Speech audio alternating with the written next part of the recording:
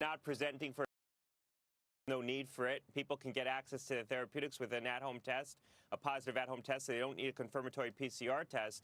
So there's not a lot of these cases that are getting captured, but much less than what we saw in earlier waves of the pandemic. Only 1 in 7, Scott? Well, at the best point in the pandemic, we were probably capturing 1 in 3 to 1 in 4 cases. I don't think anybody thinks we were doing much better than that. And so to say that we're only capturing 1 in 7 or 1 in 8 cases right now, I don't think that's too aggressive. I think that's probably a fair estimate. It could be a little worse than that. So there's more infection here in the Northeast than what we're picking up. Now, I do think that we're further into this B2 wave. Well, the other thing I saw yesterday is Heathrow having massive problems. Thousands of passengers stuck there because hundreds of flights were canceled because pilots weren't showing up, crew wasn't showing up. I mean, we keep thinking we're through that. Are we not through that? Is that headed this way next? Well, look, we're seeing cases come down dramatically in the UK, Germany, places that had big B2 waves. B2 went through those parts of the world pretty quickly. I think we're further into this than we perceive, and it's probably not going to be a national wave of infection. It's probably going to be the Northeast. It'll be centered in the Northeast, maybe Florida. I think by the time it starts to spread nationally, we'll already be deep into the summer, and that'll provide a seasonal backstop. And then we'll have to contend with this in the fall if B2 still is a dominant variant places in the country that it really didn't get in right now. It'll start to spread in the fall as people's immunity starts to wane. They get further out from their vaccination and their prior infection with Omicron. But I do think that this is probably going to be a regionalized wave of infection here in the Northeast. We're probably further into it than we perceive. Maybe another couple of weeks to go before we start to peak here and see cases come down here as well. How long do the restrictions last, just in terms of, okay, if you test positive for COVID, you have to stay home? Can't be around people unmasked for at least 10 days. Is this something that carries on for another year, another 2 years? What do you think? Yeah, I don't think I think as we get into the next cycle, assuming that Omicron is the dominant variant, future mutations happen within that lineage. And so we have a lot of baseline immunity in the population. We have therapeutics that are available. People have been vaccinated and previously infected. I think this starts to become more flu-like, where the guidance shifts towards how many days post the resolution of your symptoms, of your acute symptoms are you, things like the fever and the more acute symptoms of acute infection. And if you're 2-3 days out from resolution of your acute symptoms, you're safe to go back into, circulation. I don't think that we're going to have these sort of arbitrary fixed recommendations from CDC past one more cycle with this as we gain more experience with Omicron.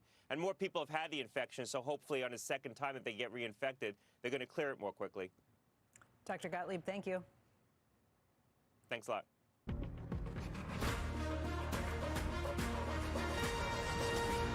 It is just after 7 o'clock on the East Coast, and you are watching Squawk Box right here on CNBC. I'm Becky Quick, along with Joe Kernan and Andrew Ross Sorkin. The futures this morning have been a little bit weaker. You can see the Dow down by about 70 points. S&P futures off by about 9. The NASDAQ down by 34. But this comes after 2 days of gains for the markets. Treasuries right now, you're watching the yield still inverted, I believe. Yeah, but just barely. Actually, no, not inverted at this point. 10-year is 2.471%. The 2-year at 2.469%. Close as you can get. Yep. So it's sitting right there on the razor's edge. 30-year, 2.53%. May switch while we're talking. Among the other top stories that we are watching this morning, Elon Musk already making some waves overnight. This after disclosing more than a 9%, what was described as a passive stake in Twitter. He tweeted last night after 8 p.m. to his more than 80 million followers this question: do you want an edit button? Most of the 2 million responses said yes so far. I was one of them. Twitter's CEO, quote, tweeting Musk's post, commenting, "The consequences of this poll will be important. Please vote carefully." Meantime, Twitter shares are coming off their second best day ever since the IPO, up a little bit more this morning as well. So, who doesn't want an edit button? Who doesn't want the ability to make yourself look like less of an idiot after you do a typo or something? I'm with you. I get the idea of wanting to historically look back and not let people change. Jack never wanted to allow it. So why? I think for the reason that Becky said, it's sort of an historic record. I never said that. That's not what I said. You know, you want the record of it to be kept clear, but can you make it so that that's kind of in the background and stuffed behind the one where you correct the dumb typo that you put on? Yeah. I don't know. I'm not doing much lately. It would be weird for me to have to use it. I guess you're too busy with the Wordle and the Quirtle and the Octurtle. Yeah. No, but I don't know. Twitter. It's so yesterday. Isn't it? This is not, though. Consumers are being hit by higher prices and higher interest rates, but has it all meant a fall off in spending? Senior economics reporter Steve Leisman takes a look at the high frequency data in the Roadback Barometer. We just talked about Sharon with this, and she talked to a lot of people. They may not have cut back yet, but they're all like, man, they're ready. They're ready and starting to prepare if prices stay this high, and then they could be a self-inducing, you nailed it, Joe. A self-fulfilling recession we could be going into, Steve. Well, you nailed it, Joe, because I'm just not seeing it necessarily in the data. But of course, I appreciate what Sharon came up with in terms of the people's sentiments about spending. But here's what we got. A month after the surge in gasoline prices, there are some early but only modest signs of stress among consumers. Spending, those held up relatively well, and the outlook among some economists remains pretty upbeat despite the challenges. Here's the gauges that we have here. The Chase credit card spending tracker continues to run 0.6% above the pre-COVID spending level, but that margin has come down in recent weeks. The same data show consumers make ends meet by spending more at wholesale clubs and discount stores. It's up 34% above the pre-COVID trend, and it's rising. It's likely consumers are at these places looking for deals, also because these outlets sell gasoline, or cheaper gasoline anyway. And amid all these stresses, you have travel is stronger. The 7-day average of TSA passenger traffic running 10% below the 2019 level. That's near the best levels of the year. Okay, so let's go through these one by one. Consumer spending relative to the pre-COVID levels declined early this year. That's that big drop in the middle of your chart there with the Omicron wave and, of course, a runoff in federal assistance. But it rebounded in February, and it's showing just a couple. If you zoom in on the very end there, just a little bit of weakening the past 2 weeks, but it's still above the pre-COVID levels. Go on, a TSA passenger traffic had been running 26% below the 2019 level. That's the beginning of the year. It came roaring back post-Omicron, dipped again with the onset of war, but rebounded recently. It now stands at the end there, you can see, just about 10% below the 2019 level. All right, how's this happening? One way consumers have maintained spending looks to be by drawing on savings. Savings rates are down about a percentage point from normal, but the total amount of savings in the bank, it's still believed to be pretty high. So this resilience underpins that some optimism that spending can keep growing despite high inflation. One reason, there's 1.7 million more Americans hired this year. So the total wage and salaries paid in the broader economy, they're actually rising faster than inflation, even if average hourly earnings are not. And so, Joe, you have this sentiment idea, but then you also have the household balance sheets that are in pretty decent shape. I just wondered, Steve, it's kind of a lagging indicator, I guess, consumer spending. I mean, you pay up for gas a couple of times, like, whoa, $70. And then wow, meat's expensive. Yeah. But you do it, and it's kind of a shocker, but there's got to be some fatigue. If it's week after week after week that, you got a couple of cars and, $150, maybe you don't use a whole tank every week, but these numbers start to add up, and it seems like they'd start to bite at some point in the future. Is that how it works? I think that's right. It does maybe drag down over time if it stays this high. But remember, you got these 1.7 million additional employed Americans this year. So you have that whole wage and salary income is out there in the economy. It's helping.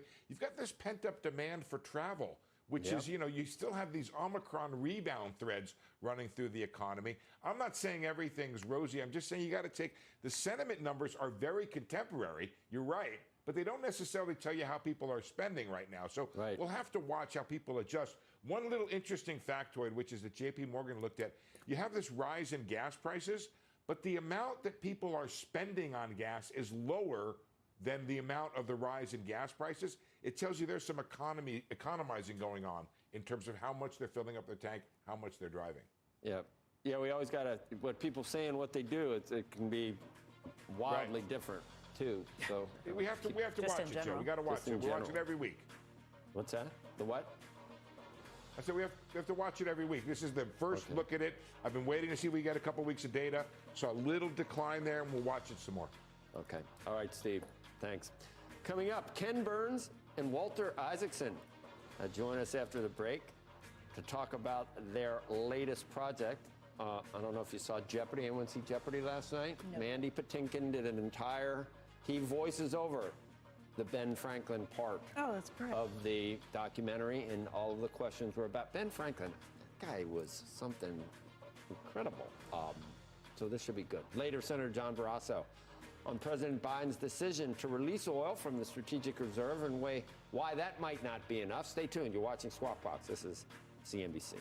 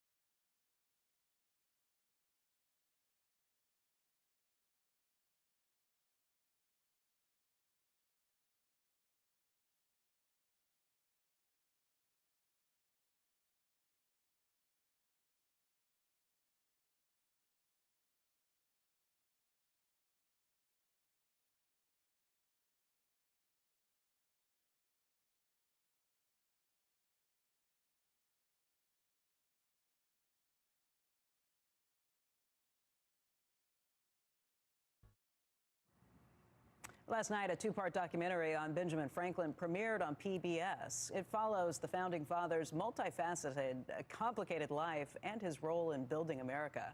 Joining us right now is Ken Burns. He's the documentary filmmaker behind this and so many other biographical films that we've all loved over the years. Also, Walter Isaacson, an advisor on this project and an advisory partner at Perella Weinberg, also a CNBC contributor. And gentlemen, welcome. We spent the entire commercial break talking about this beforehand. I think we're going to spend the breaks after this talking about this because Benjamin Franklin is one of the most fascinating subjects on the planet. And as much as you know about him, it's never enough. You think of all the things he did, from being a diplomat, from being a founding father, signing the Declaration of Independence and the Constitution, a scientist, an inventor, a writer. He created the first public library. He founded UPenn. I could go on and on and on. But Walter, why don't you jump in, because you know so much about him, why you focused on him, what you found most amazing, and have you ever found another person like him? No, not at all. I think that the reason Ken Burns and I wanted to do this is that he's the founding father we most need right now. He's the most inventive of the founding fathers. He understands how to connect technology to the humanities, but also to business. And, you know, like an Elon Musk, you know, he wants that edit button. He was a printer who liked figuring out the errata, changing things, saying of his own life, here's the mistakes I've made in my life, and here's how I'm going to correct my mistakes.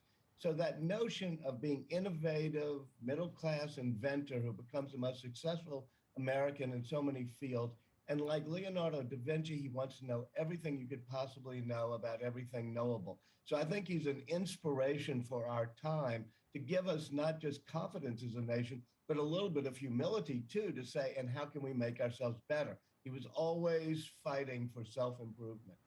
Hey, Ken, all those things I listed, I left off things like he created a volunteer fire department. Yes, right. No, he created, discovered electricity and found a way to find all of these things. What were the most striking things that you walked away with after studying him more in depth? Well, as you say, the list could go on and on and on and on. I love him. I think Walter's exactly right. He's the greatest diplomat in American history. Know him, know us. If he hasn't delivered the French support for our revolution, then there's no victory at Yorktown. He also, negotiates the Treaty of Paris, which is the most lopsided treaty in our history with Great Britain, and gives us our complete detachment from Britain.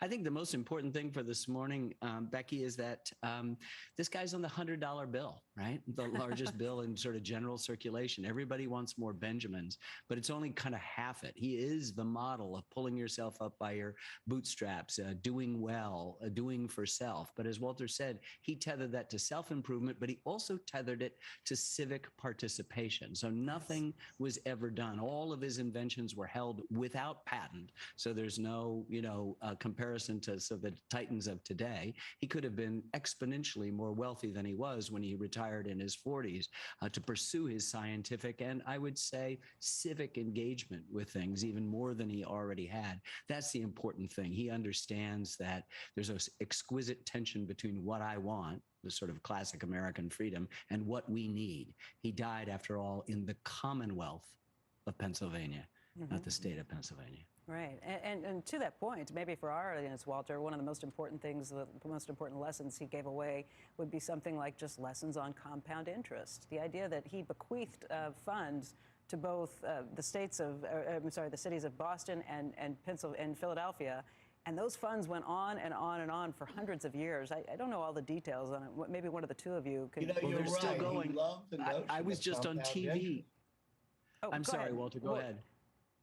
Yeah, no, he loved the notion of compound interest and of giving back. He knew that he had been an indentured apprentice to his brother's print shop. So he sets up a fund in both Boston and Philadelphia in which he's going to give small loans, like we do at Idea Village here in New Orleans, to entrepreneurs who want to get started. But it's a revolving loan fund with interest so that they pay it back. And he calculates after 100 years, it'll be worth this, and 100 more years, it'll be worth that. And indeed, it does turn out to be. And Ken and I have discussed how, take one in Philadelphia, where they still are using this fund. And some of the kids in West Philadelphia used it to do things that Franklin would have loved, like build an electric car, a solar-powered electric car. This is, of course, right in the line of Benjamin Franklin, who invents the concept of a battery, who knows how to tame electricity. And so this revolving fund keeps helping young tradesmen and inventors and entrepreneurs, and it's still doing so to today. So it's a living legacy of what Ben Franklin was all about, helping young people start businesses. Yeah, Becky, I was on with some folks from Boston, from the Boston Franklin Institute, and I was looking at a young Benjamin Franklin. These first generation, second generation immigrants, kids from lower middle class, minority students, they all had that fresh, hungry look in their eyes. They were definitely going places. And for them to see the film and get connected to their benefactor of 250 years ago was an amazing thing. And for me, I just wanted to cry, because here was one aspect of the American dream, that we're tethered to each other, that we're responsible for bringing the rest of us up. And that was Franklin's motto as well, that we had to do for self, we had to self-improve. It was important to work hard, but it was also important to give back to the community. Hey, Walter, you hear all of these things, what he did just in terms of negotiating and diplomacy and his lessons in civic, and I can't think of anybody who really lives up to what he was doing. But I will say, when you look at somebody like Elon Musk, who you are writing a book about right now, look, you had PayPal, you have Tesla, you have SpaceX, now this new foray into Twitter and trying to figure out how to deal with the public speech and issues that go around that town square. How would you just rate what Elon is doing and some of the moves that he's made? I'm not going to compare him directly to Ben Franklin. Well, I don't know think that anybody Elon Musk loves Benjamin Franklin, and he is an inventor in things that are difficult, physical objects, Elon Musk, as was Franklin. This notion, it's not just, creating a Facebook page, which you can do in a dorm, or a search engine you can do in a garage. He's inventing things like batteries as well as spaceships. And this would very much appeal to Benjamin Franklin, who felt that doing the hard work of connecting science to the humanities to business would be a big thing. And Franklin, of course, was a printer. I mean, this whole Twitter thing amuses me. I can't wait to talk to Musk this week about it, because Franklin wrote something called An Apology for Printers, saying that when truth and falsity have fair play and there's a fair ground, truth will win out. And so he very much believed, as does Musk, in the First Amendment. When you talk to Musk this week, come back to us. Let us know what he says about some of these ideas. Well, I want to go to that cyber rodeo in Austin, so that'll be fun. All right, come back after. Even Poor Richard's, that's all he had to do. Right. It was Poor Richard's Almanac, and he would have been legendary. Oh, yeah. Right. I mean, there's Joe, there are 100 things. Fish and visitors stink after 3 days. 3 people can keep a secret if 2 are dead. 2 are dead. Was it early to bed? We live by early to bed and early to rise. How did he know that late night TV would suck so long? There's nothing past 8 o'clock to be up for. So you might as well go to bed. Our film was on. Walter's and my film was on last night at 8 o'clock, Joe. No, but we can still watch that during the day. 8's okay. You can stream it on all PBS platforms anytime you want, Joe. Ben Franklin would have been mad about that basketball game last night at 9:20. Too late. That's my only point. Yes. But he did help invent daylight savings, don't forget. He did? Yep. Well, there's a move in Congress to get rid of that. I guess it didn't work so well last time they did that in the 70s. It worked. It was nice for 200 years in Ben Franklin's mind. Yeah. I mean, if he hadn't done, I still would not have figured out I wouldn't even have known there was elect. I don't even know how he came up with that. So you look at lightning and think about that. It's and a key. Is that really how it works? I don't know.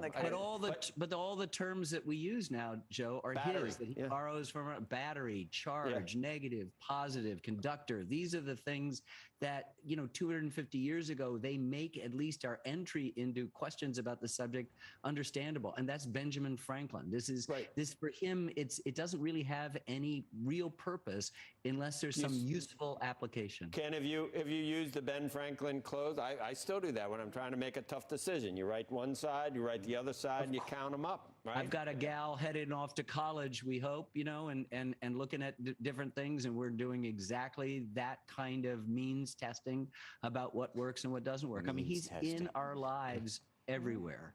And in a good way, too. And then there's Penn. UPenn. He founded the place that great became statue. UPenn. Yeah, he did. Amazing.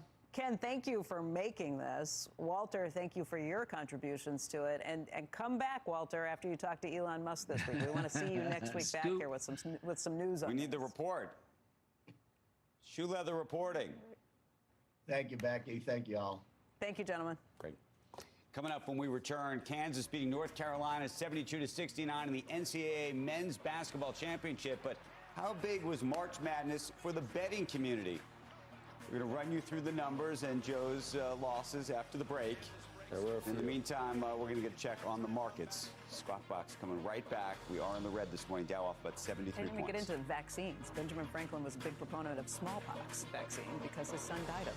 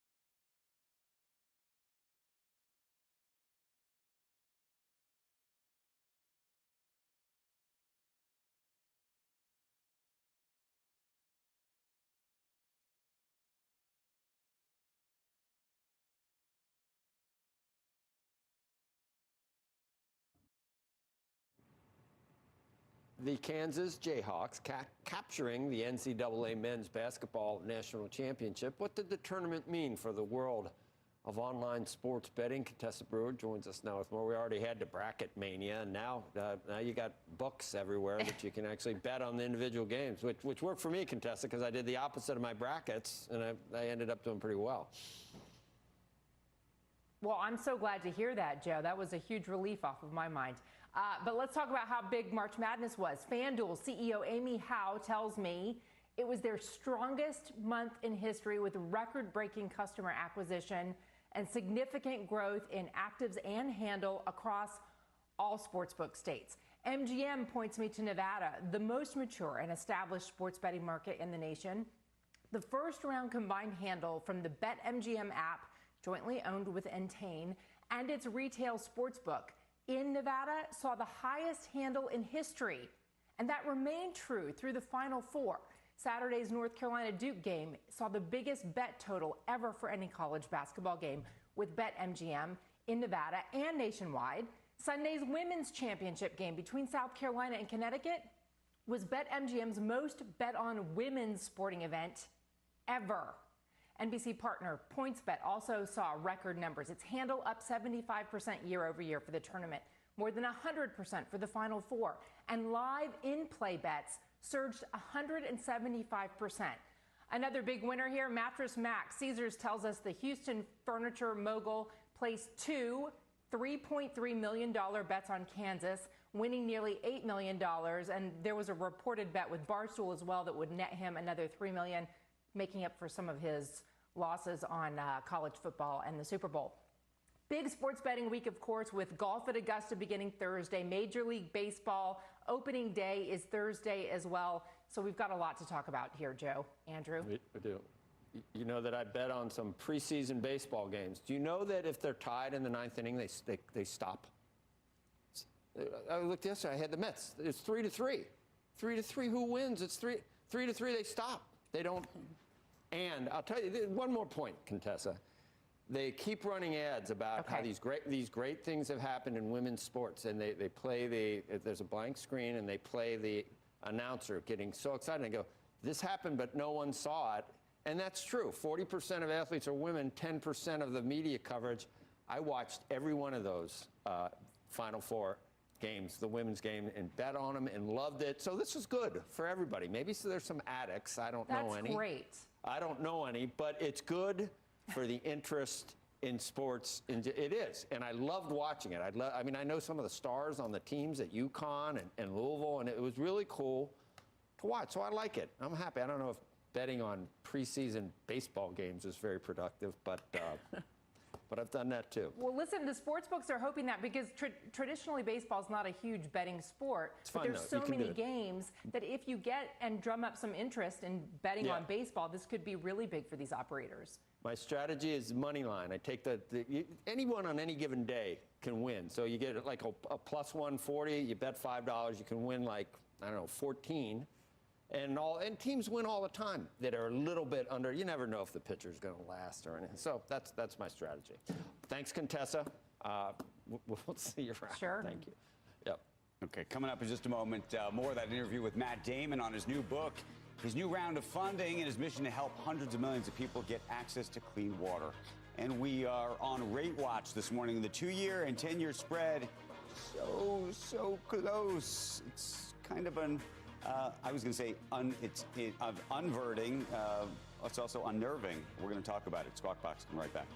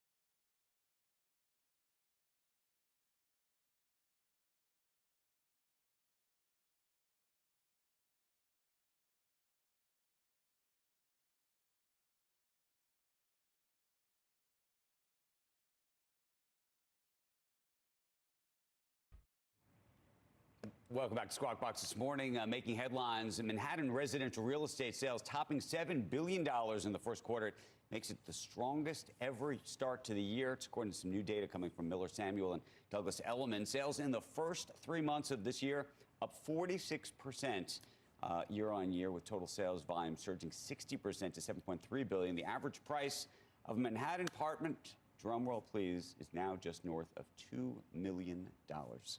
Meantime, the CEO of Roblox has vaulted towards the top of the list for the country's best paid executives.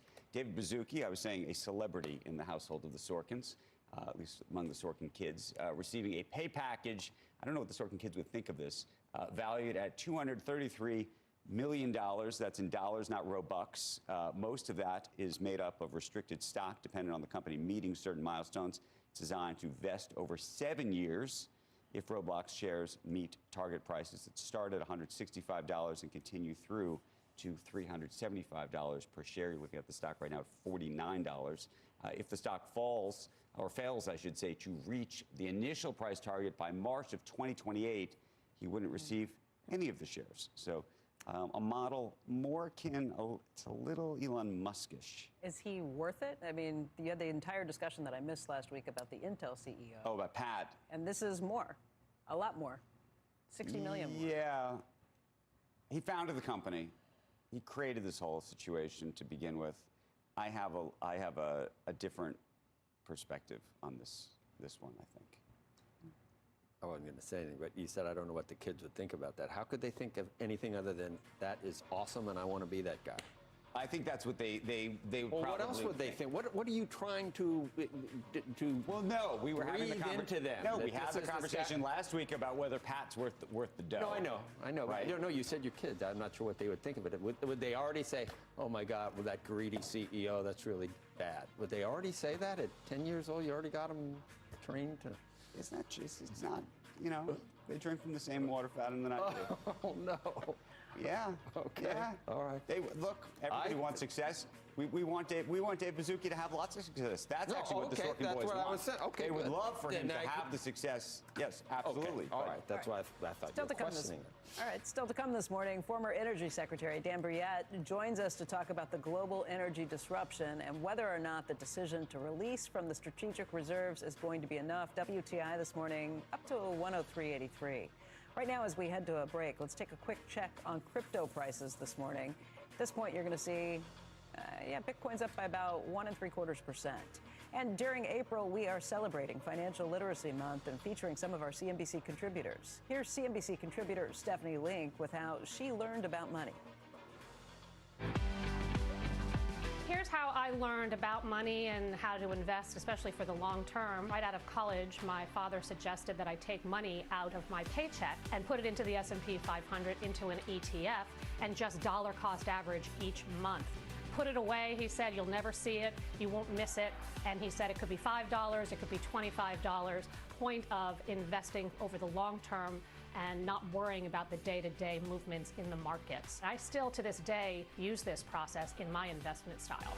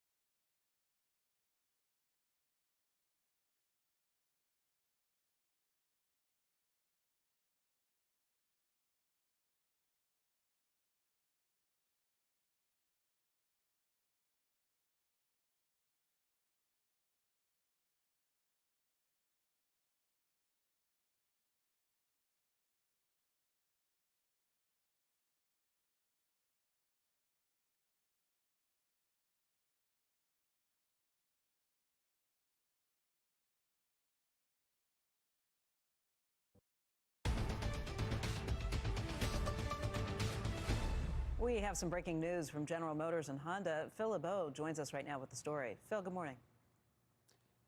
Good morning, Becky. General Motors and Honda announcing that they will be co-developing lower-priced EVs. What are we talking about? We're talking about the potential to jointly develop and build, respectively, at their own plants, electric vehicles that would be targeting the most mass of the mass markets around the world. For example, small crossover utility vehicles. There's about 13 million of those sold every year. General Motors and Honda believe that they can come in with an EV model lower price. They're not giving targets at this point, but think about models that are likely going to start under $30,000, or at least that will be the target when they go into production in 2027. GM and Honda have been working together for some time, and this is the quest, guys, for the $25,000 electric vehicle. You hear a lot of talk in the industry about this. People say that Tesla should build the Model 2, which would start at theoretically around $25,000. And the goal here is bring that price point down using massive scale worldwide. That means more people move into electric vehicles, and that's really believed to be the key to getting EVs to truly take off later this decade around the world. So again, GM and Honda jointly developing electric vehicles, lower-priced electric vehicles that are scheduled to go into production in 2027. Guys, back to you. Phil, thank you very much. Move on to energy. An energy discussion. United States and Europe planning new sanctions to punish Moscow over alleged war crimes by Russian troops in Ukraine, adding to concerns about oil supply disruptions. Earlier this morning, sources telling CNBC that the EU will propose banning Russian coal. Crude at this hour, you can see 103 or so. Joining us now, Dan Brouillette, served as energy secretary in the Trump administration. He is now president of Sempra Infrastructure, a global energy transition company. And there's a lot of articles being written right now, Dan, about how we're rushing to the transition while we're also rushing to replenish fossil fuel reserves as well. We're kind of rushing to both. Is that something that we can do? Well, hey, Joe, it's great to be with you again. Yeah, I think it is something we can do as long as we're continuing to produce oil and gas and other forms of energy here in the United States, as well as with our allies around the world. It's really a twofold challenge. It's one, to reduce the dependency, if you will, of Europe on Russian gas and oil, but it's also to increase our production so that we can fill those gaps. I think the government's taken some initial steps to do some of that. There's still more to be done, and we stand ready at Sempra Infrastructure and other companies like ours to help the U.S. government achieve those goals. This reminds me of the old expression: invasion drives countries to green energy, but not yet. Make me chaste, just not immediately. Which we use that centuries-old quote again and again to describe what we're trying to do. It is a little bit disingenuous, though, I think, when we hear members of the current administration say that the fault that we've had is that we haven't moved quickly enough to transition. And that's not going to solve, moving more quickly right now is not going to solve the immediate problems that the world faces right now. I agree with you, Joe. It's not. It's important to understand what the transition is and what it's not. As we've talked about in the past, energy transition has always been with us from the very earliest times of this country and even man itself. The transition has always been from less energy to more energy. It's been from less energy dense sources to more energy dense sources. So you think about the history. We used to burn wood or whale oil. We used to burn coal. And we've moved from those sources to oil and gas to even nuclear power, which is an incredibly energy dense source. That's been the history of energy transition. It's never been to replace something in the fuel stack with something else. The only thing that's ever gone away is whale oil, the source that I mentioned earlier. So that's the transition that we need to keep in mind as we think about this. It's not transitioning away from fossil fuels, for instance. It's transitioning to more energy because that's what's needed to grow these economies all around the world. We have a lot of discussions about what can and can't be done in the U.S. right now, given regulations, and maybe there was a change in focus as different administrations come in. Let's say that there's a different administration at some point. What would a really fossil fuel friendly administration do right now that the Biden administration is not doing, in your view? Would the Keystone XL be back on? Would we be building more LNG facilities? Would we be streamlining permitting and leases? Would we be opening up more federal lands? Are there all these things that you think a Republican administration would do that aren't being done right now? And should it be? Should we be doing it with climate change on everyone's mind? Yeah. No, absolutely. Look, Joe, one of the things that we can do, we have an enormous opportunity here in the United States to take advantage of our incredible resources, natural gas, oil, you name it, our artificial intelligence that allows us to develop new technologies, new energy sources, be it fusion energy or battery storage technologies, whatever it is. We're just incredibly blessed here in America. So one of the things that any administration can do can be to continue that research and development, but also to look at the infrastructure that's needed to get this energy to the marketplace itself. So when you look at pipeline infrastructure, for instance, can we develop more? Can we go faster? Can we make the regulatory processes more transparent, more certain, so that the financial institutions that lend money for these projects can understand clearly that they will be approved? Those are interim steps that we can take, but are very important steps. We're not going to do that, though, Dan, right? We can increase our production. We're not going to do that currently. Well, I think the administration took at least one first step about 2 weeks ago in approving some export authorizations. There were 2 that they approved for existing facilities. There's much more that can be done. There's still 4 pending at the Department of Energy that are easy to sign. All of the environmental impact statements have been completed on them. So let's just sign them and send a signal to the world that we're going to be a producer and an exporter of natural gas. That's an important step that can be taken. There's another one out in California that's pending at the FERC today, the Federal Energy Regulatory Commission. TC Energy is the developer of a pipeline out there. Again, all of the processes, all of the steps have been taken to approve this one pending application. Just approve it. It's easy to do. How long does it take to plan, finance, and build another nuclear power station? How many years is that? And are you going to see that in different countries around the world? Is that going to? It seems like it's a given that that's going to have to be part of the portfolio of the future. It will be a part of the portfolio. I think the days of these very large nuclear facilities, what I mean by large, I'm talking about 1.5 gigawatts, very large facilities. But those may be put to the wayside for a while because there's so many newer technologies that are coming on, small modular reactors, advanced reactors.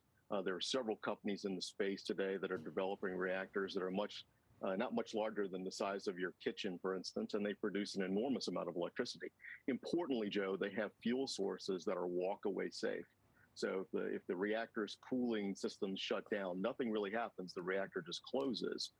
And the fuels that are being developed by this industry are what's called non-proliferant, meaning you just can't use the fuel to make a nuclear warhead. So important advances being made in nuclear technology. I think we're seeing some of that already being developed in places like Romania. So an exciting world in which they're living. Are any of those functioning right now? Sure. Yeah, we have several actually. There was an announcement just recently out in Wyoming. TerraPower, which is a company that was founded by Bill Gates, decided to put a pilot project in Wyoming. I'm aware of several others that are occurring around the world as well. None are functioning in the commercial markets, to my knowledge, but I think that's right around the corner. We're going to see those come to the marketplace. Yeah, that's when you were talking about don't cheap out on the innovation and the new technologies either. So we need to do that. Well, it's an all-in. It's an all-in strategy. Secretary, thanks. Appreciate having you on today, Dan. All right, see you. Okay. We got a lot more coming up on Squawk. Want to get to a couple of stocks to watch right now. Carvana downgraded to sector perform from outperform at RBC Capital Markets in a valuation call, with the price target now for the online car seller stock cut to $138 per share from $155. It's been on a bit of a wild ride. If we probably show that even longer chart. And Carnival saying that the 7-day period from March 28th through April 3rd was the busiest week for new cruise bookings in the company's history. I'm not a cruise guy. I know we've talked about that, but the stock not just the biggest that we've seen right. pandemic, biggest we've seen ever. Ever. Up over 18% in a month. YOLO. More on what is moving in the pre-market in just a bit. Squawk coming right back.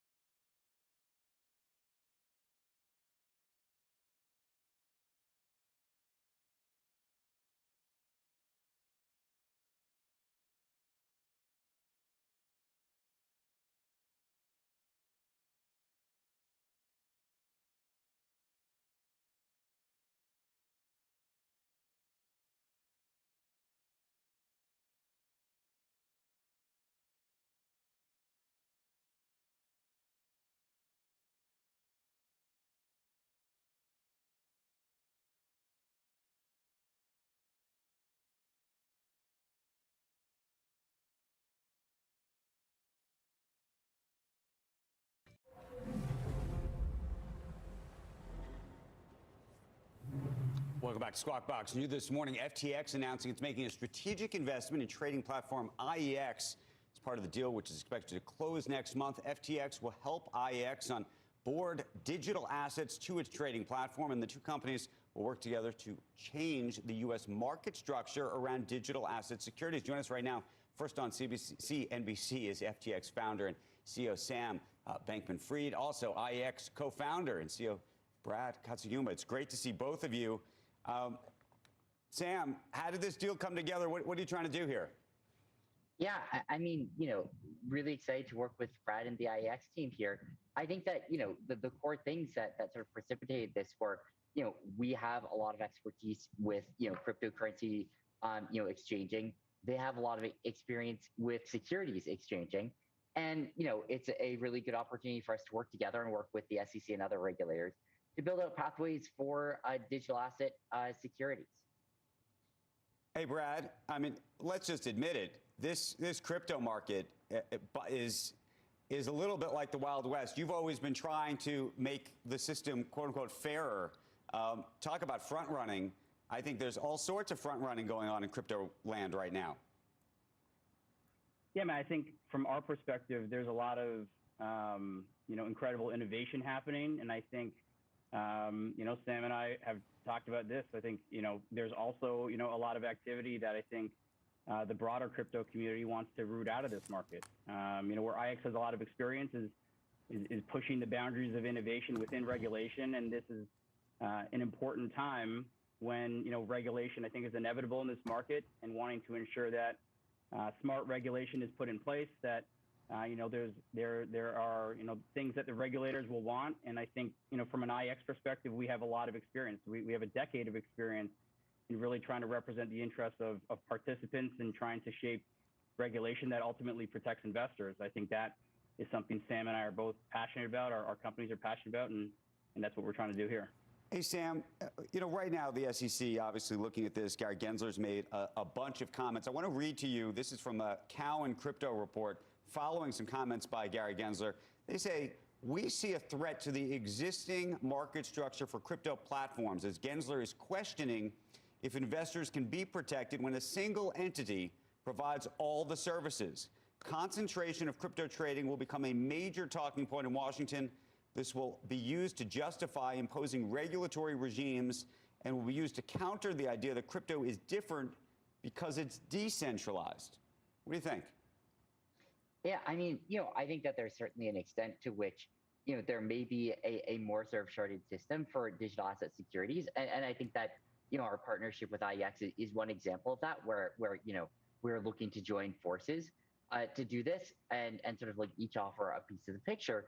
But I also think that, at the end of the day, like what matters the most here is that there are customer protections, right? What matters the most is that there are rules of the road that protect the users, that ensure that it is a fair and equitable marketplace and market structure, and that there's transparency and protection against frauds. And whether that happens in a centralized, decentralized, or any sort of in between way, I think is a lot less important than just fundamentally that it does happen and that those protections are put in place.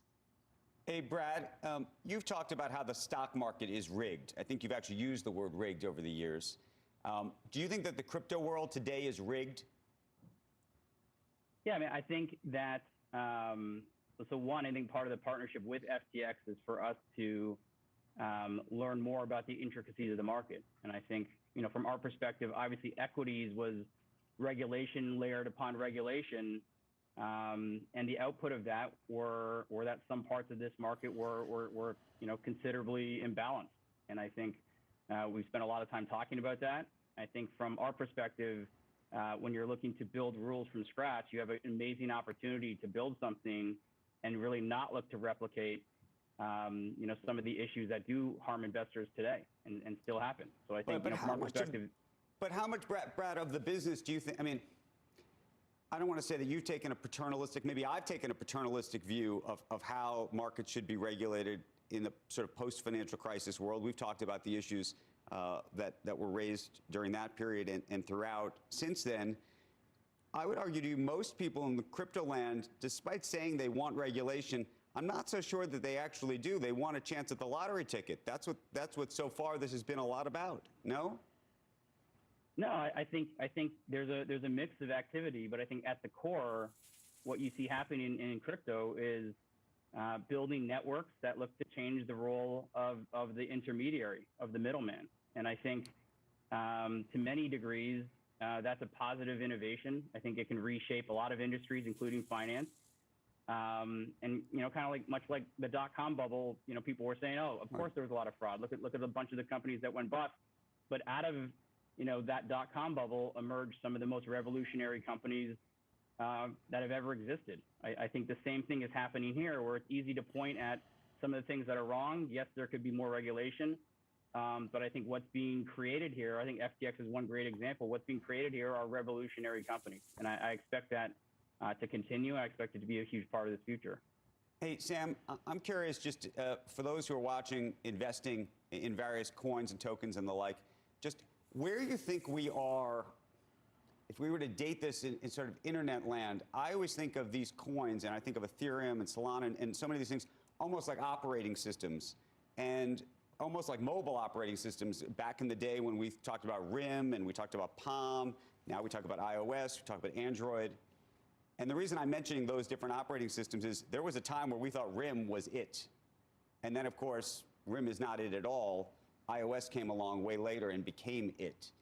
How do you think about Ethereum or Solana or any of the coins that are on the screen right now in that context?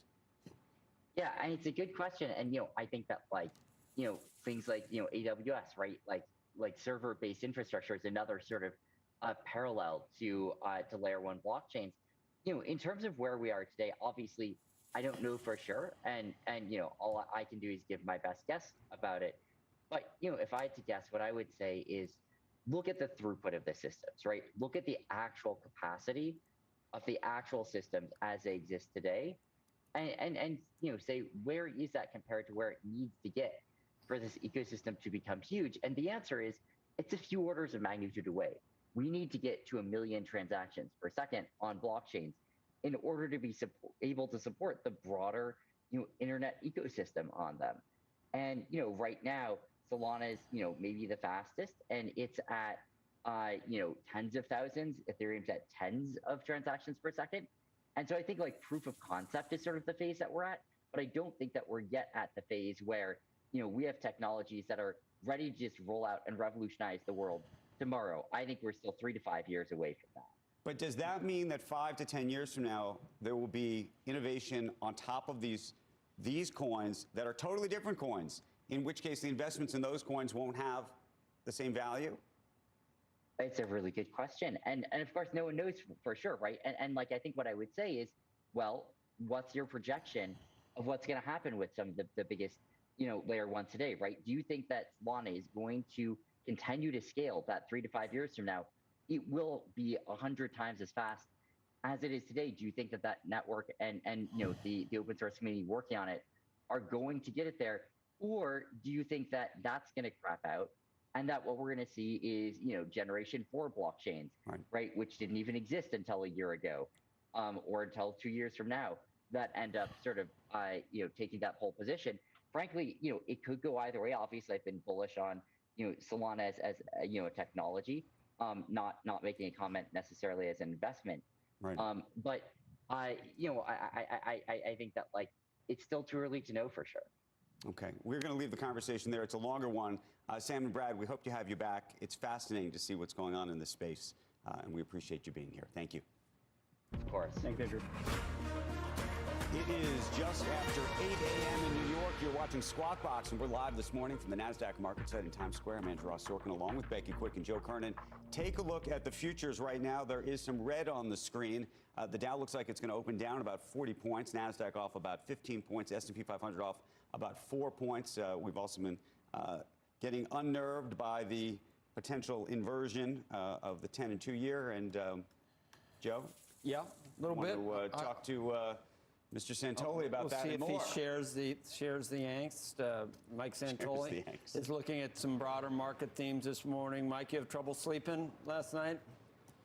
I think I've already been living with it for long enough right now. Right now, we have to go out to the third basis point, the third decimal point, to get to that inversion from 10s to. So I think that that's a little bit of a cushion there psychologically. But look, I think that the fact that we have been kind of chewing over these issues doesn't mean that we have economic risk built into the system. We're 4 weeks into a rebound rally that was sort of based in the intensity of that macro fear. The S&P 500 yesterday, very gentle kind of 0.8% gain, led mostly by the mega cap tech stocks, but also was inclusive. Where does it bring us? Exactly right there. February highs. People were looking at this level to say that might be the borderline between just kind of a snapback, reflex rally off the lows, and something that looks like a return to the uptrend. Also, I think it's a net positive that we were more or less flat for 7 months. So it really swung around and chewed through a lot of those macro issues, arguably. Also saw a little bit of life in some of the most beaten down speculative parts of the market. Take a look since December 31st of 2020. Here you have the cloud stocks, fintech, IPO index, as well as ARK. It's all very similar in terms of the cadence, right? You have this big peak early last year.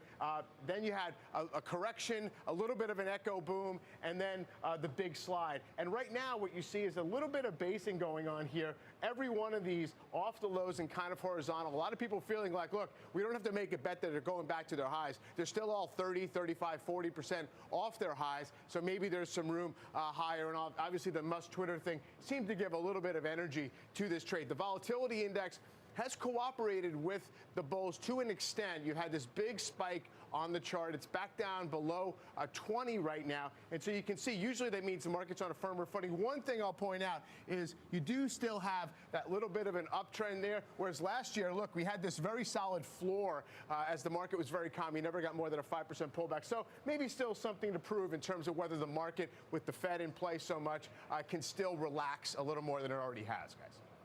We had a discussion earlier, just talking about the rebound in tech, Mike, how a lot of these stocks have come to grips with a rising interest rate environment. And we were just, I don't know, it just seems a little bit ironic that we really haven't, we know it's coming, but it hasn't happened yet. So they went down because it's coming. Now they've already rebounded because we're okay with it now, even before we've got a 1/4 point increase. So we definitely are in a rate hiking cycle. We're already over it. That's already been dealt with by the market. Well, the market's priced in, 8 hikes or something like that, 8 1/4 point hikes. I think we're a little bit guilty of overplaying how much it's been about rates. It's been a lot of it. It's just been about a valuation adjustment, the pull forward of pandemic demand in digital assets. It was about a little bit of a retail boom that had a recoil effect. So all of that has been in the mix. But yes, I do think you've had less reason to worry about every wiggle in interest rates when the peak pullback, the average pullback, rather, in a NASDAQ stock was 45%. Once you're down 45%, it's not about whether rates are at, 1.7 or 2.4 on the 10-year. It's about, what's the long-term earning prospects of this business has a much bigger effect than what happens on yields. Okay. All right, Mike Santoli. See you later. Thanks. Yeah. When we come back, Senator John Barrasso is going to join us to talk about the global energy crisis, taxes, and much more. Plus, Elon Musk's stake in Twitter and what it could mean for the future of the social media company. That stock this morning up another 1.5% after closing up. I think it was 27% yesterday at the end of the session. Stay tuned. Squawk Box will be right back.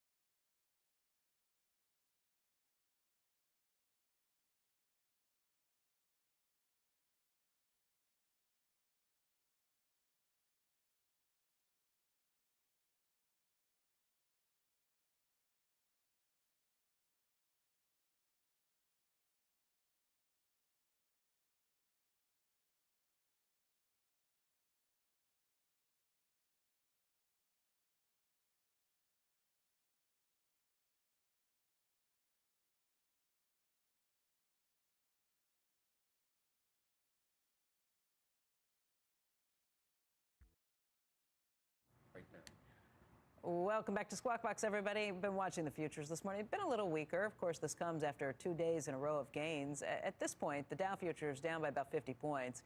S&P futures indicated down by about 6, and the Nasdaq, which was up by 1.9% yesterday, is indicated down, but just by 22 points. When it comes to the Treasury market, we've been watching that 2-year 10-year very closely. We talk about this every day. Yeah, inverted. Is it inverted? Barely. Is it not? It's unchanged at this moment. Well, now it's not. All right, let's talk oil.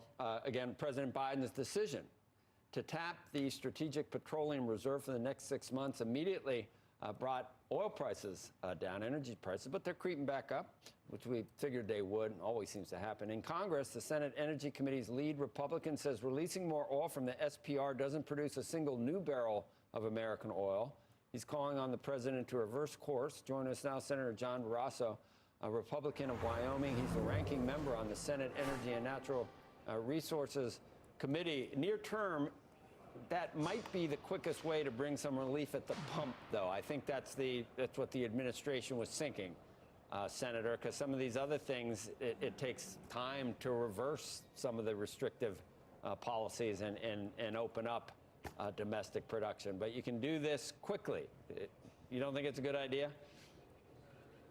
Well, no, it's another Hail Mary pass by a president who is desperately trying to deal with the problems he created by his attacks on American energy. Look, people are feeling the pain at the pump, Joe. As you said, in Wyoming this weekend, it's about $2 a gallon more than it was the day that Joe Biden came into office.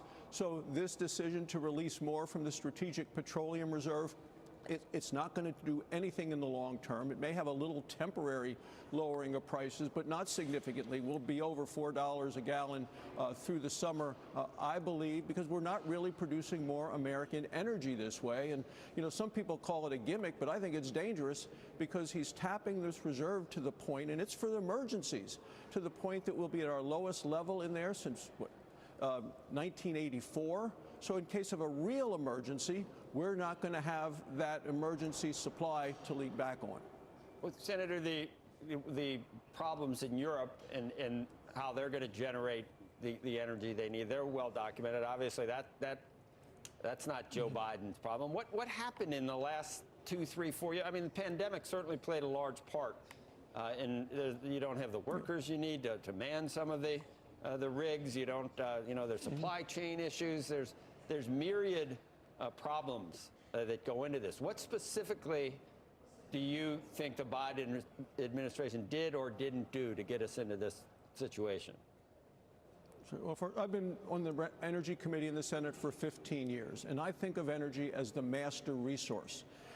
It powers our country, it powers our economy, it powers our military, and I think of it in the sense of, for our country, energy security, economic strength, and environmental stewardship, and we do it better than anyone else.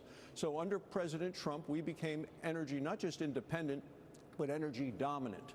And now we are much more energy dependent. We are much better as a nation. I'm also on the Foreign Relations Committee. We are much better if we are selling energy to our friends than having to buy it from our enemies. And when Joe Biden came out with all of these policies starting day one, killing the Keystone XL pipeline, not doing oil and gas leases, and for people that had leases from before he became president, not allowing the permission to use those leases, the permits to drill, it shut down American energy to a point that today we're producing 1.3 million barrels of oil a day, less than we were in 2019.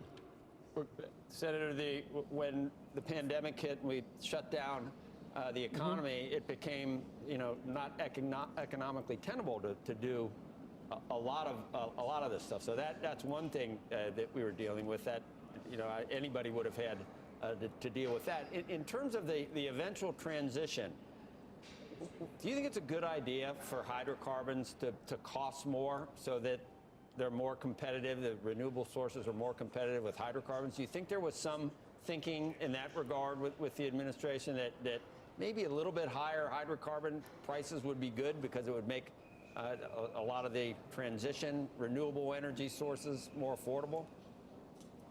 more competitive? I think there are people that the president has surrounded himself with in the White House and have come before the Senate, and some he has just as his czars in the White House overseeing all of this, who really do want to drive up the cost of all petroleum-based sources of energy, so it makes it look like the renewables are more affordable.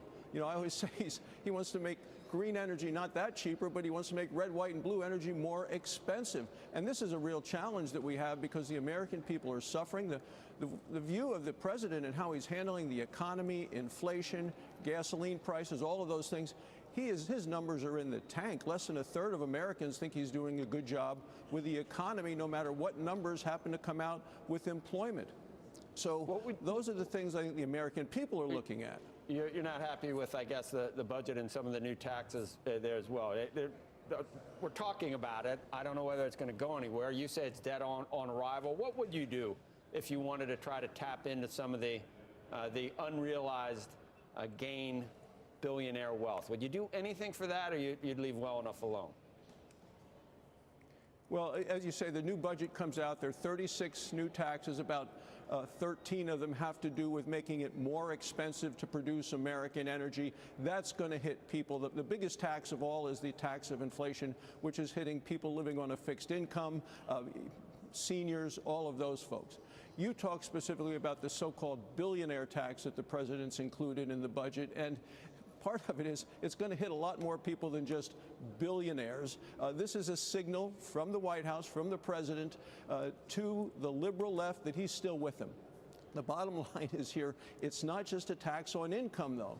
What he is proposing on a tax on wealth, which is going to make people have to tell the government what they own, and then if something goes up in value over the years, say a stock, you would have to pay tax not because you sold. You may still want to hold on to it, but if the value is up, they want to tax that unrealized gain. We've never had anything like that before. You know, we have a Constitution, the 16th Amendment, which prevents that sort of thing. It's a tax on income only. So we see what the president's trying to do here. He knows it's not going anywhere. I think it's just his effort to tell his liberal base he's still with them. Senator, I'm not sure it's going anywhere either, but I do question, or at least want to know, if there is a reasonable way to capture the taxes, both that are owed in that they are actually owed, meaning funding the IRS to do that, something that the Republicans have not wanted to do thus far, it appears, and secondarily, owed in the context of, I think that there are reasonable, I don't know if there are reasonable loopholes. There are loopholes that I think people reasonably agree are loopholes that should be closed. But I also don't think that it appears right now the Republicans want to deal with that either. So in some ways, I wonder whether you think that position has created what might be described as an extremist position on the other side, which is to tax unrealized gains entirely. Well, the president makes a number of assumptions in his budget numbers, and a lot was with the taxes. The other is that he's assuming that inflation is less than 3%. You know, this is how out of touch the whole budget is. When you assume inflation is less than 3%, when people all around the country are seeing inflation approaching 8%, right. They know that this is wrong. So you can talk about ways that you want to raise revenue. Yeah. Are you supportive of what I would describe as basic things? Increasing the amount of money that the IRS has to actually collect the money it's due and already owed? I am opposed to the sort of plus up the president wants to do to the IRS. We looked at that all in his Build Back Better plan, which had a lot of money in it to go after taxpayers who want to do the right thing, and they wanted to supersize the IRS, and I have opposed that all along, and I continue to oppose it. So what do you think is the right size? Let me ask you actually a very basic question. What % of Americans do you think should be audited annually? Actually, let's do it just the 1%. What % of the 1% do you think should be audited, given that they probably have the most complicated tax plans and possibly are the easiest to evade taxes? I'm in the mindset that people should pay all of the taxes that they owe. Right. No more than that. Whatever the law calls for, they should pay. They have accountants to work and understand the law. Should there be no enforcement of that? Right now, I mean, it is minuscule. the number of people who are ever even checked. I do not approve of the president's effort to hire a lot more auditors to go and take a look into private checking accounts, which is what they wanted to do, which would have hit every rancher in Wyoming, every small business owner in Wyoming. What the Democrats have been proposing to do, I think, is going to be bad for America in terms of people wanting to keep more of their hard-earned money and not be called in front of the carpet of a government that's saying we want more because we want to spend more. That is the worst reason to go out the kind of enforcement that this administration is trying to do. What about when working people are actually paying their taxes and people who are literally have the most money are not? I mean, it's a longer conversation, Senator, but that's, I think that there's at least a reasonable question to be asked to whether we should enforce the laws that you're putting on the books. You're a law and order guy, I know. Senator, thanks. Well, Andrew, I think you need to enforce the laws that are on the books, and I think that's happening right now. I think that's the part that's in question, because we know it's not being enforced, because we know the percentage of people who are being audited. We know a lot of laws that aren't being enforced. A lot of laws aren't being enforced. On both sides. I don't know about that. Really? I don't know about that. Down south, do you think those laws are being enforced? Down south? Which laws are you referring to? Squawk Box, you know what I'm talking about. Squawk Box will be right back.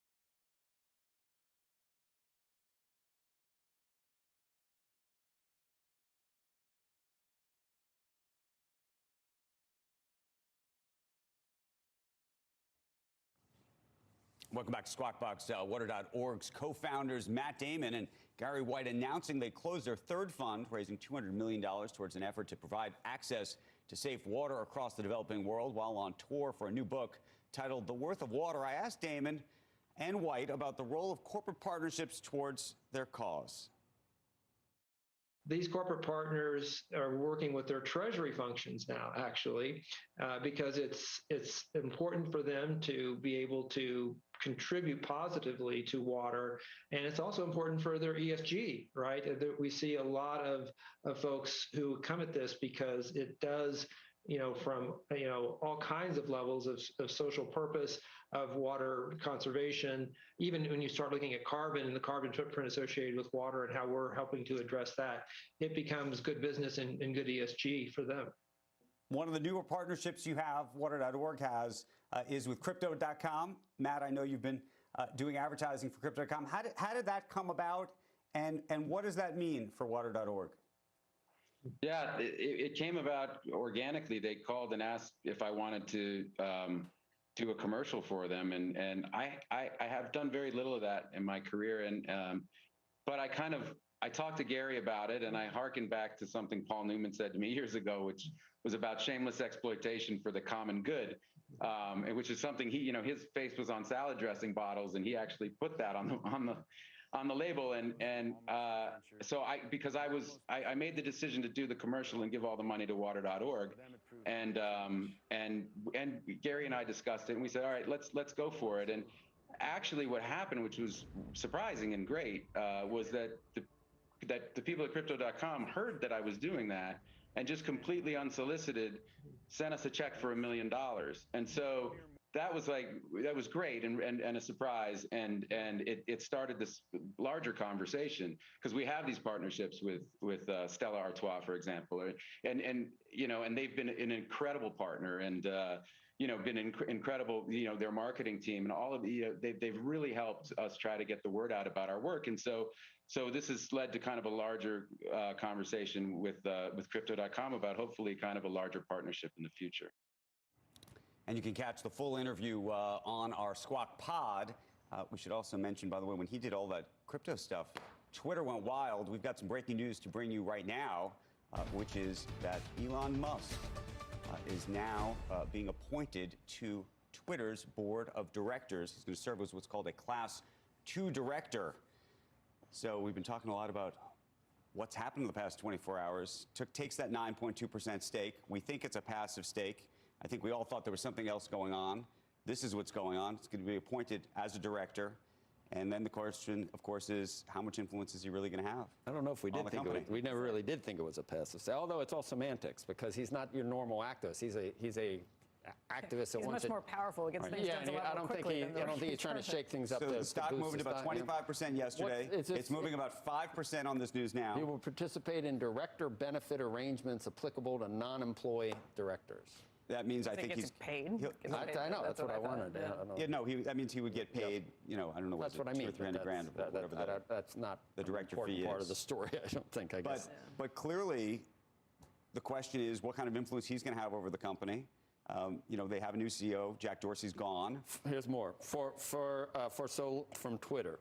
For so long as Elon Musk is serving on the board, and for 90 days thereafter, he will not become owner of over 14.9% of the company's Okay, so then the question is this, now we're talking activist, actually. So is this part of a standstill agreement? Typically, right. Probably.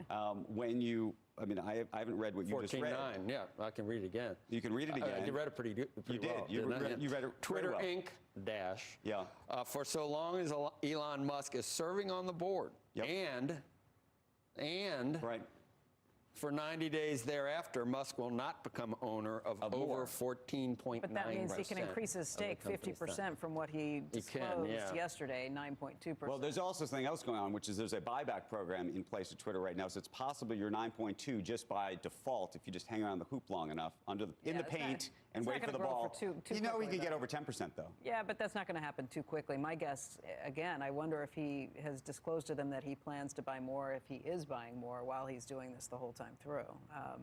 He could have bought more, because I think you have 3 days to disclose your ownership before you even have to do it. So he could have bought more and owned more than 9.2%. Whatever this means, Jonathan Greenblatt is going to be really unhappy because it means less censorship. So I know he's coming up. But for whatever this means, Elon Musk is going to want more stuff out there, I would think. Well, the other thing, though, that's interesting is once you're on the board, you are sort of stuck. There is a thing, there is sort of an idea in the sort of activist theory, which is take the people, bring them under the tent, and lock them in the tent, which is to say... Good luck with doing that with Elon Musk. No, yeah, but by the way... He's going to tweet his every waking thought about this. You're not going to be able to censor him or shut him down. That may be, but the other thing is, if he sells the shares, he has to disclose. Yeah. So you'll know that. Yeah. And if he wants to buy more shares, you'll have to disclose. The other thing that still, by the way, remains in effect, which is the irony of this whole situation, the SEC and his own board at Tesla is supposed to be monitoring his tweets. And now he's going to be on the board of the company. Well, it was his tweets related to the company. His tweets related to Tesla, I think, were in particular, those are the only ones that were... Right, but there's going to be, let's just say there's going to be a heightened sensitivity also as a board member. So Twitter board members typically, historically, have not been particularly active on Twitter about the company. No, but this is going to become a very interesting dynamic about that very issue, which is to say, they do want to bring him in and is try Twitter's and have some board going to have to now watch and oversee? But my point would be is like anything that's been done historically, anything that are the normal ways of doing business, you know, good luck. He doesn't operate that way. Now, I think it's probably smart to bring him in because you don't want him lobbing in these things from outside, over the fence. But you're not going to be able to control him. That's, you know, he's going to say what he thinks. I want to know what Jack Dorsey thinks of all this. Right? There's a guy, creates a thing, leaves, and now the other guy's coming. You know who we get to talk to on Thursday about this? Who's that? Longtime investor in Tesla, SpaceX, Ron Barron, longtime fan of Elon Musk and a real believer in what he's doing. So now the question is Ron Barron buying Twitter as a result of Elon Musk's involvement? I'd be surprised given how big the jump has been and how quickly, because Ron's also somebody who looks at fundamentals. Probably better buying opportunity last week. How long for this world do you believe the management, the current management of Twitter is for this world? No idea. Maybe they're able to work out a partnership with them, but my point is you're not going to be able to control him. If Elon Musk has things that he'd like to see implemented, if you're working along with him on that, that's one thing. Right. If you're opposing him and trying to keep him quiet in the corner, nobody puts baby in a corner in this one. Meantime, let's see, talking about babies in a corner, whether free speech is going to be babies in a corner. Jonathan Greenblatt is here. He is the CEO and National Director of the Anti-Defamation League. Rich Lowry is the Editor-in-Chief of the National Review. Good morning to both of you. Free speech issues are at the fore when it comes to what Elon Musk thinks he wants to do with Twitter. Jonathan, you've been quite outspoken about the responsibility that you think social media companies should have. To some degree, you would argue, or I would argue, I think that Elon Musk thinks they've gone too far and wants to roll them back. It's hard for, I think, any of us to really ascertain what's going on in Elon's brain. I admire him as a businessman tremendously. What he's done as an entrepreneur, as an innovator, is almost, without parallel. He's an extraordinary person in so many ways. And look, I am a capitalist. This is how capitalism works.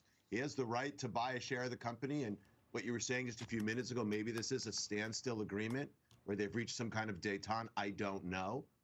But I really disagree with what Joe said earlier. I don't think it's about censorship.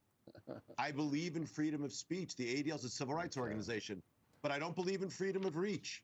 And the same way you get to choose your guests, the same way National Review gets to choose its contributors, I think Twitter gets to choose who it privileges and who it doesn't privilege. I think there should be a lunatic fringe. We should just keep it on the fringe and not algorithmically amplify it, whether it's Russian propagandists, alt-right crazy people, violent anti-Zionists. And Jonathan, you want to do that? You want to do that through a sort of free, a quote-unquote free marketplace, which is companies decide, or do you want to do that by way of law in Washington? Well, I think the companies, like the social media platforms, should simply obey the same rules of business that other publishers do. They should be liable if they publish libel. It's pretty simple. That's like the bottom line, I would say. So Section Jonathan, in a nutshell, there's two lunatic fringes. You only have a problem with one side of the lunatic fringe. That's been my problem with you all. Yeah. Not true. That's what it is. Okay. I don't think that's the righty, crazy, QAnon, lunatic fringe that you talk, as if there's nothing akin to that on the left, and you would never even bring that up. You don't have any problem with any of that. Right. There is an extreme right and there is a radical left. We've been on a lot. I have a pretty good feel. I don't know, get Rich in, Andrew. Yeah, Rich, well, jump into this conversation because I think you're on the other side of it. But the other question I would ask you is, we've actually watched the stock of Truth, which is the social media platform that's being effectively sponsored by Donald Trump, that's now a SPAC. That stock has actually fallen over the past 24 hours, in part because of this view that Twitter is going to move maybe more in this other direction. Is that is whatever that middle is that the right place? Yeah, well, clearly, if Twitter would embrace more of an ethic of free speech, it'd be bad for all these alternatives that have sprung up and have had a lot of trouble getting real traction. But look, Twitter's a private company. They can censor whatever they want. But they do serve as kind of an effective de facto public square, as Elon Musk has said. So they should honor an ethic of free speech, and they haven't. You know, they've suppressed what they believe is misinformation. But if you have a modest view of what the truth is, which is if you support the First Amendment, you do, you realize you're not right about everything. So you might think the left theory is crazy. What do you do about actually it turns out to be reasonable. You might so what do you do about verifiable misinformation? It is sunny outside today. It looks sunny to me outside today. If somebody posts on Twitter right now that it's raining in Times Square, what do you do? Yeah, well, then 5,000 people get to say it's sunny. And the view that it's sunny is going to win out because that's actually factual. That's how free speech works. And Jonathan's incorrect that there's some carve out for social media companies.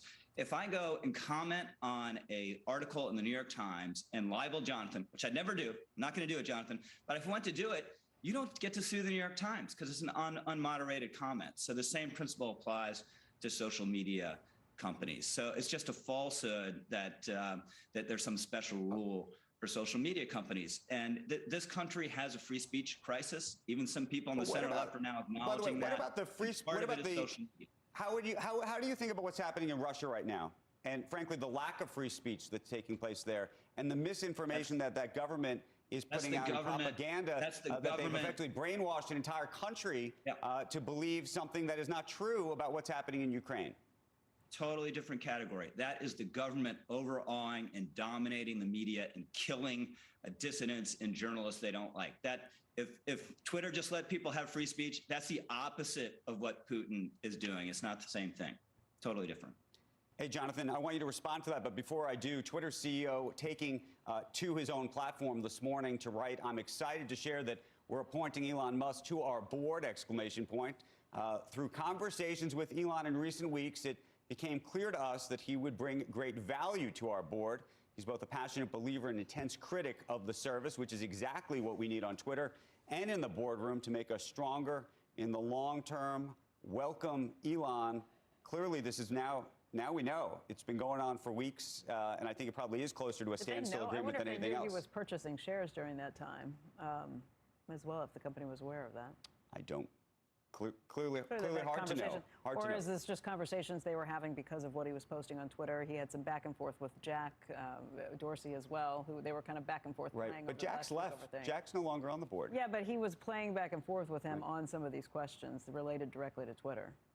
It's pure speculation, but I think that they knew he was buying shares, and I'm buying into the idea that this was a standstill agreement, and that's how he got himself on the board. But Jonathan, to the point earlier about Russia, and I don't know if you think that's a fair comparison. Maybe you think that's a completely unfair comparison to make. Well, first of all, I just want to say how much I respect Rich and how much I respect the National Review and how important it's been to the public conversation in this country, and how much I admire William Buckley for what he did. I feel a butt coming.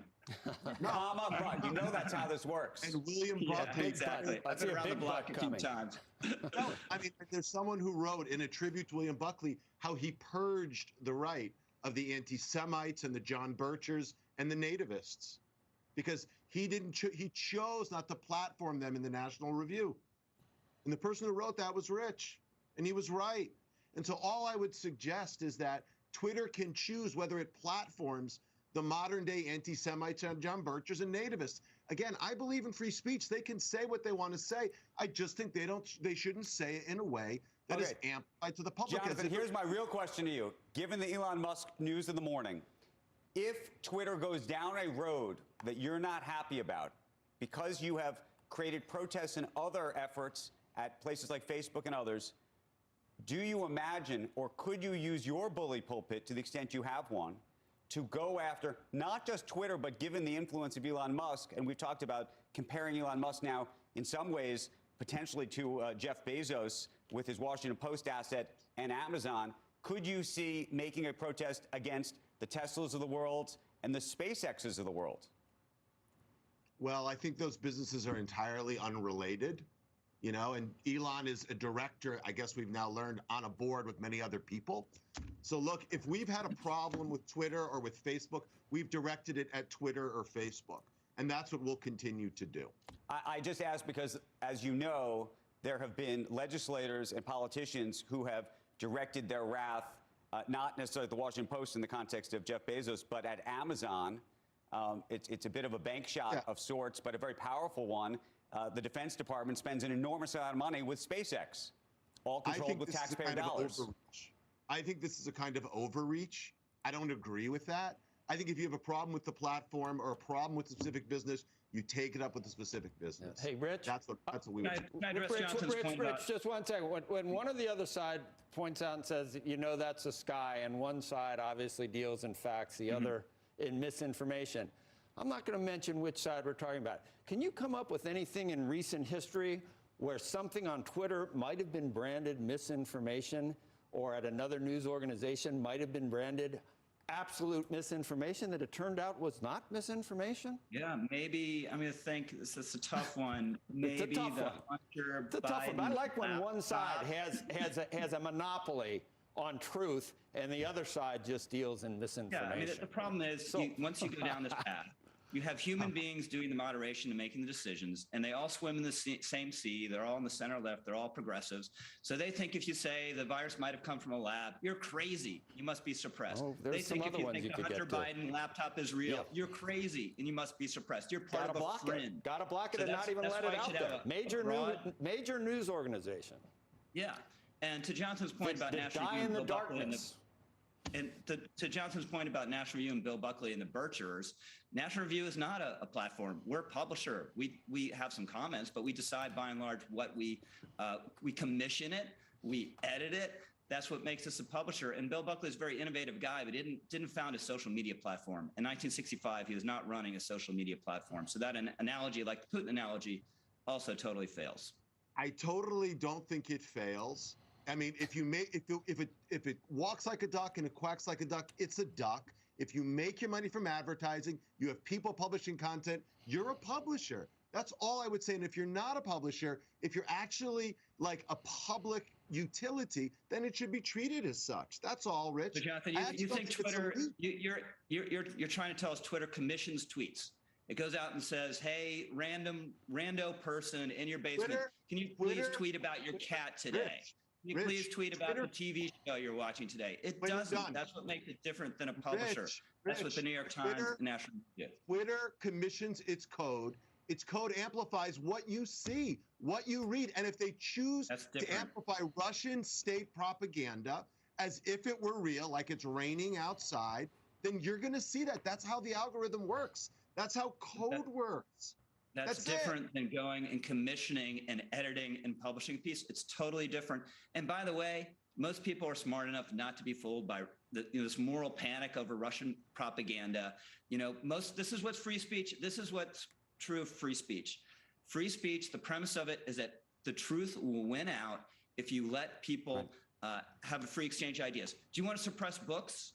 QAnon books? No. Neo-Nazi books? Gentlemen, so what makes that different? Gentlemen, we're going to have to leave this debate for the moment. We found a new dynamic. We're going to do it again, I promise.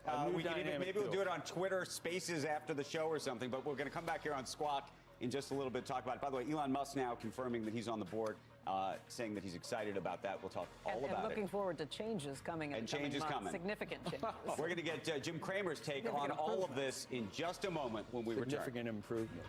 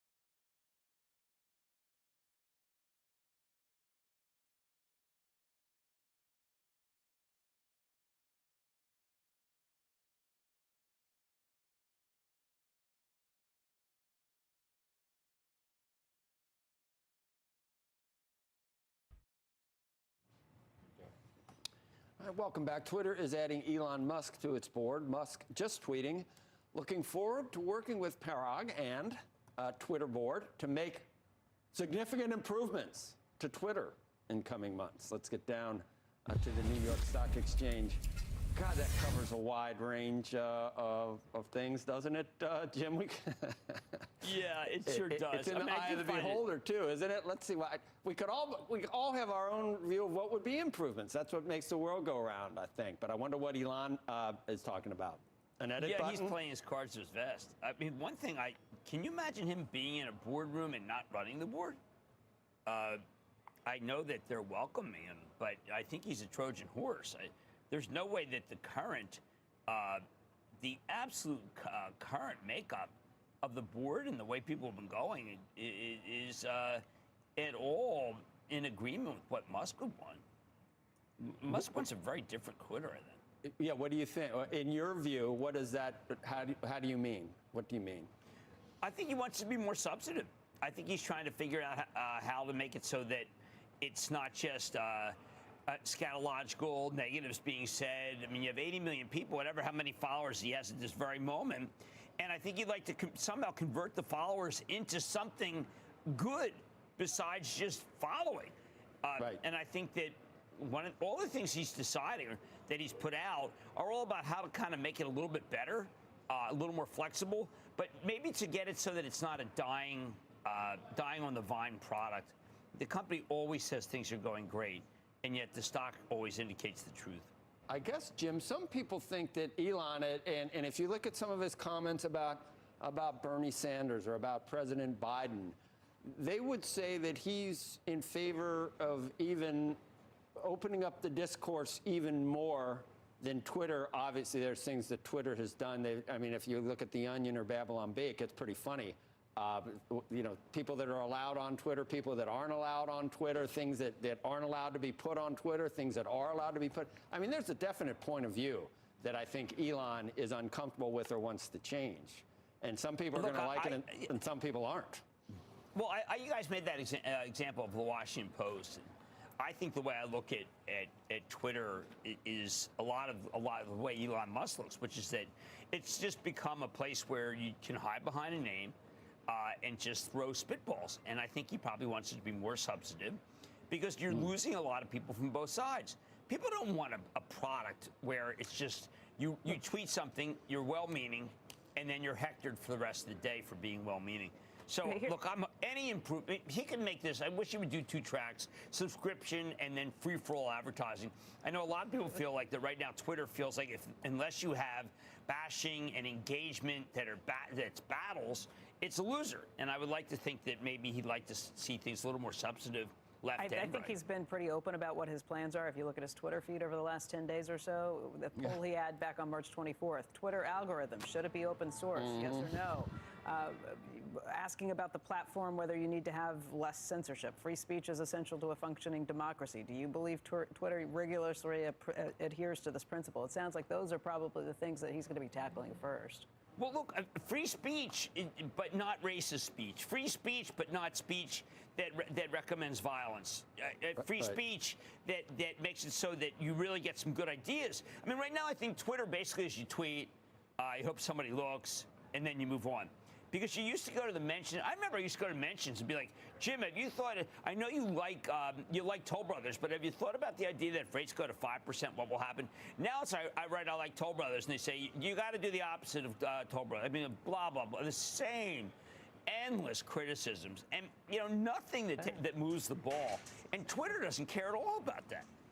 I mean, Twitter. We it's probably don't not have to clear guess at on all what his Twitter first things cares are, about. though. He's been pretty actively talking about it on Twitter. And you know what? Is he uncancelable? He's like too big to fail. It seems like. Well, like Elon, that. He is. almost. Andrew knows about that. That's right. That's right. I throw that in whenever I get a dollar, and I get a dollar. I get $1. You get $1, but we split it. Oh. How about we pay good people? I don't know. Look, I mean, I think Twitter's been going downhill since Twitter started. Right. All right. Right. We may be subterranean then at this point. Thanks, Jim. We will see you. Thank you. Yeah, like the boring company. That's another Elon reference. There you go. Right. All right, let's bring in another voice on this. Former SEC Chairman Jay Clayton, now a CNBC contributor. Jay, let's put on your SEC hat on this. We were all over these filings yesterday. Maybe it was our incorrect assumption that he was going to be a passive investor in this. I'm not as familiar with the SEC filings. I didn't see it anywhere in there, but it was largely written yesterday that he was it was going to be a passive investor. Today, you have the news about him joining the board. You have what he's been saying on Twitter before. Does any of this bother you as a former SEC chairman? Well, thanks, Becky. And I think, like many, I'm sort of just catching up here. But let me give you my first blush reaction, which is, we'll see in the coming days whether his filing shifts from a passive 13G to an active Schedule 13D. But I will say, in the area of disclosure and responsibility, I think you can look at anybody joining a board that has a stake as upping their disclosure obligations and their responsibilities to shareholders. And if you want to think about it through that broad lens here, by joining the board, he has taken on increased disclosure obligations, not just under Section 13 that we're talking about with passive and active, but under Section 16. And he's now subject to short swing profit liability. And in joining the board, he has fiduciary duties to other shareholders. So, obligations, there's some good news here. In terms of the obligations, but walk us through what this would mean. He would have not. Is this a situation where he's not going to be buying more stock? They've come out and said that he won't increase his ownership beyond, I think, what was it, 14.9% while he is still a director of the board, or in the 3 months after that. But he could be continuing to buy shares, and we'll find out at some point. Well, once you join the board, and we'll put the 13DG aside, once you join the board of directors, you have obligations under what's called Section 16 to disclose your trades within 2 days. And now you'll also be subject to short swing profits. So just taking a step back, and I can't go through the technicals in the time allotted, but this indicates a longer term holding for Mr. Musk in Twitter. Hey, Jay, let's not bury the lead. You were the one who sued Elon Musk over his comments made on Twitter and ultimately settled with him and put in place guidelines for the way Tesla is supposed to oversee his tweets. Do you believe that approach will now be applicable to him within the context of Twitter? So is Twitter's general counsel and their lawyers going to be having to oversee any tweets that he sends in regard to Twitter? Let me be a bit rigorous here, Andrew. The SEC not going to comment on the specifics of, and it's a commission. I think we're losing. Jay, your phone's dropping out some. I don't know if you're in an area with a bad signal.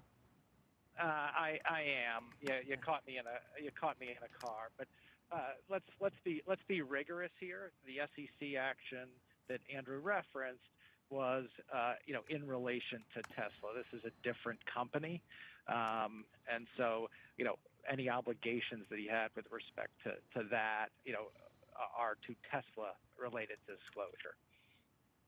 So there's not a broader issue in terms of how he uses Twitter, what kind of comments he makes on Twitter. Now that he's part of the board of this company, he will obviously have access to information he wouldn't have otherwise had before he was acting as a citizen, user of the service. Now, obviously, he's acting potentially as as a director. Does that change the dynamic? I think you have to look at the various obligations and where they stem from, Andrew, from different companies and the like. I don't think there's a simple answer to your question. I wish there were, but I don't think there is.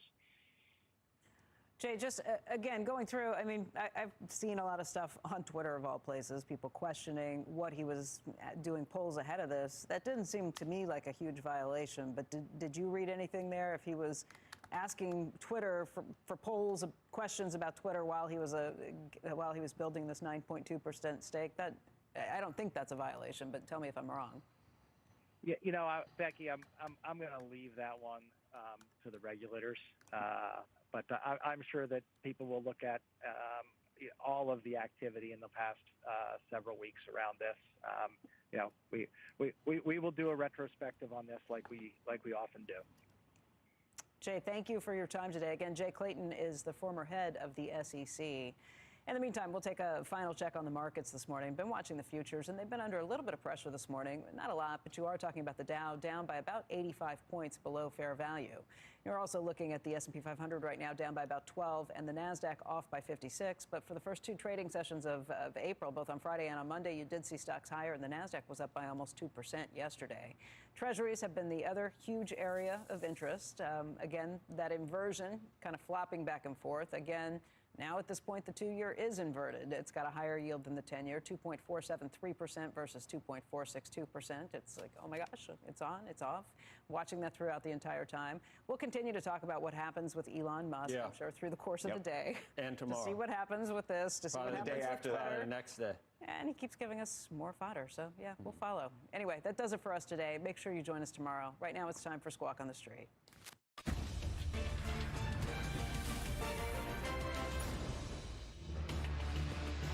Good Tuesday morning. Welcome to Squawk on the Street. I'm Carl Quintanilla with Jim Cramer, David Faber. Some weakness in futures as pressure increases to tighten sanctions on Russia, including possible bans on Russian coal in Europe. Elon Musk, of course, joining the Twitter board, promises changes. We're all over that as well. In fact, our roadmap begins with Twitter. Elon Musk set to join the board, says he'll make, quote, significant improvements in the coming months. Shares are surging for a second day. Plus, bon voyage as COVID fears ease. Yeah, don't laugh at me. I'm sorry. Carnival is notching its busiest booking week in the company's history, Jim. And the shares, by the way, are surging on that news. Good. Yeah. Good for them. The European Union is also eyeing new Russian sanctions, this time targeting oil, gas, and coal. Bon voyage.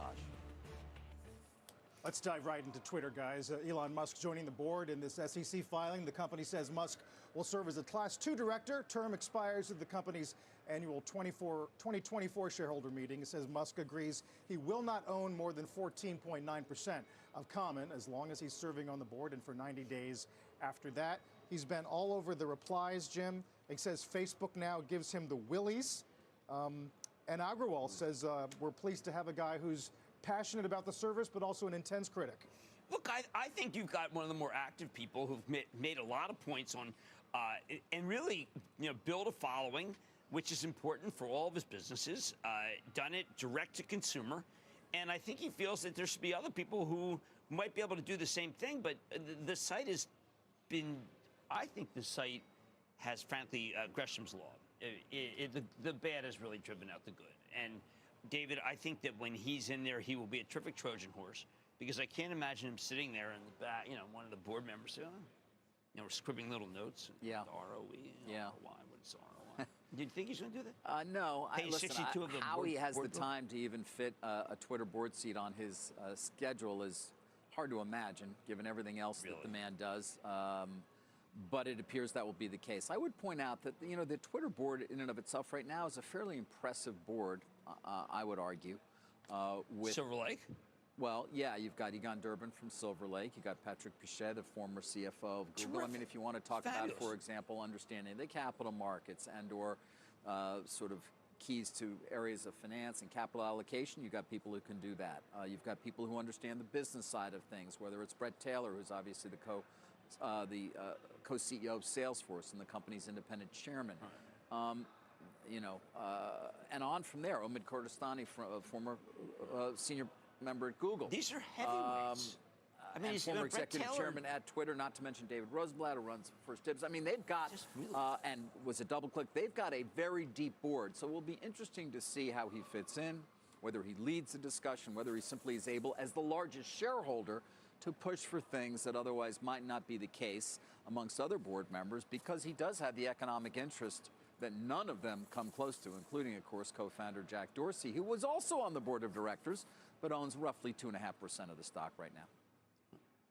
But you look at some of his things, like Carl, you got to do someone, Pranay Pathole, okay. Elon, you've got to do something about these crypto spam bots. And he says, yeah, single most annoying problem on the Twitter. I mean, that to me is not necessarily what he.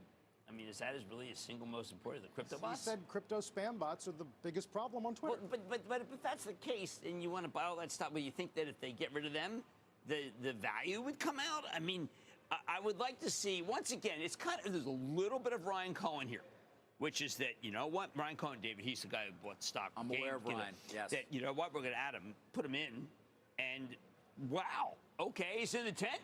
Better that he's in the tent than outside the tent? Well, I was going to say, the tweet about Facebook giving him the willies. The willies. I mean, imagine if he turns his followers against their biggest and much larger rival. You mean just kind of a civil war of where there's sanctions? Do you think Musk can put sanctions against Zuckerberg? There's some sanctions? I don't know. How about some ineffectual sanctions? They're doing nothing because the reserves of Russia have dropped like by nothing. I think that I don't want to talk about anything other than Musk because the war is totally sideshowed right now. Even though, of course, the pictures are such You're that kidding about that. No, I'm kidding because there's a UN meeting today. Yes. And how long can you ask the Chinese to do nothing? China should be in there with humanitarian aid. I don't mean to conflate the two, but I would say that when I read what Elon Musk wants to do, so far, no dice. I don't understand. So far, no dice about what? This can't be his plan. He's got a more plan. There's more plan than this. Well, right now he's locked up. He can't go above 14.9 as long as he sits on the board. He's got a term that doesn't expire for a couple of years. So I would expect that the influence that he exerts will be felt through the board and through his, again, his economic ownership, which gives him a lot of say. Can they do something against Facebook? I mean, if Facebook gives him the willies, does that mean he gets in the boardroom and says, "Look, we gotta go against Reels or go against Instagram"? I don't know. It's always interesting, a dynamic on a board who sort of has say what it's like in that boardroom, and I can't predict in any way. Nor can these other board members right now predict what the dynamic is going to be and how it's going to change with Musk there. I can tell you one thing: it will change. The dynamic in the boardroom will change with him. I mean, I don't even know if they have in-person board meetings. Maybe they will start to again. But Brett you know, Taylor's the company itself is remote, basically. Twitter, right? You don't have to ever come to the office. So, all right. So when they're zooming in, you know, yeah. But when you look at Brett Taylor, who's the co-CEO of Mark Benioff of Salesforce, he's a mild-mannered person, very considered, very serious. Now, Musk is very serious, very considered, but not mild-mannered. And I don't think he suffers boredom. I mean, I don't think he's going to sit there. Let's turn to page 57 and look at the projections for daily average users. No, but you were about to say he doesn't suffer fools gladly. And I will Brett Taylor said anything about a fool. No, I didn't say that. There are plenty of boards where I could say, no, I said fool, no, I said on this. Boredom. No, I understand that. Brett I'm just Taylor's pointing out there are no fools on this board. No. Maybe management. Maybe that's what it is, and maybe it was the change in management he was waiting for. Well, it sounds, Jim, like you're saying the company's either unwillingness or inability to run at maximum efficiency invited this very thing. Yes. Whether Elliott or this or something else. Yes. I mean, look, the daily average users are not good. The number of people that you see say, I'm dropping Twitter because it makes my life miserable, or you never hear anyone come on anymore and say, you know what, Twitter is a great communications method. Because what happens is that you can't communicate. Now, Elon Musk actually communicates with I mean, I happen to love the fact that he has interaction. But he is largely a positive following. But I think that he must marvel. I mean, when I go into Twitter and I say, guys, I will pay $25 a month for concierge service, where I can just say, listen, the people who are saying that the ape should sodomize me, which is pretty much every 5 minutes, I want them cleaned out. I don't want that anymore. But the fact is that sodomy brings many more viewers. Oh, good. We're going to mention it twice. Oh, that's good. Well, no, because it's reality. reality. Let's go for 3. He's just relaying third parties. I am saying that if you want to pick up 1,000 people, was the Supreme Court decision that allowed that? I'm sorry. I know sodomy when I see it. No, look, that was pornography. Yes. Look, all I'm saying is that the propensity to want to create violence is not something I think Musk wants. I think he wants a discourse that is somehow like that you can get into. I'm praying he gives us 2 tracks. A track where we don't have insight to violence. How about that, David? Can we say insight to violence? Thank you. Sure. Because that's what it is. Sure. The genocidal instincts of some of the people who don't use their names. Look, the number of the security risk to being on Twitter. Now, he doesn't have that. But I think that what he's saying is, look, there used to be really good discourse, and now we have people throwing bombs. He seems to don't mind intellectual bombs.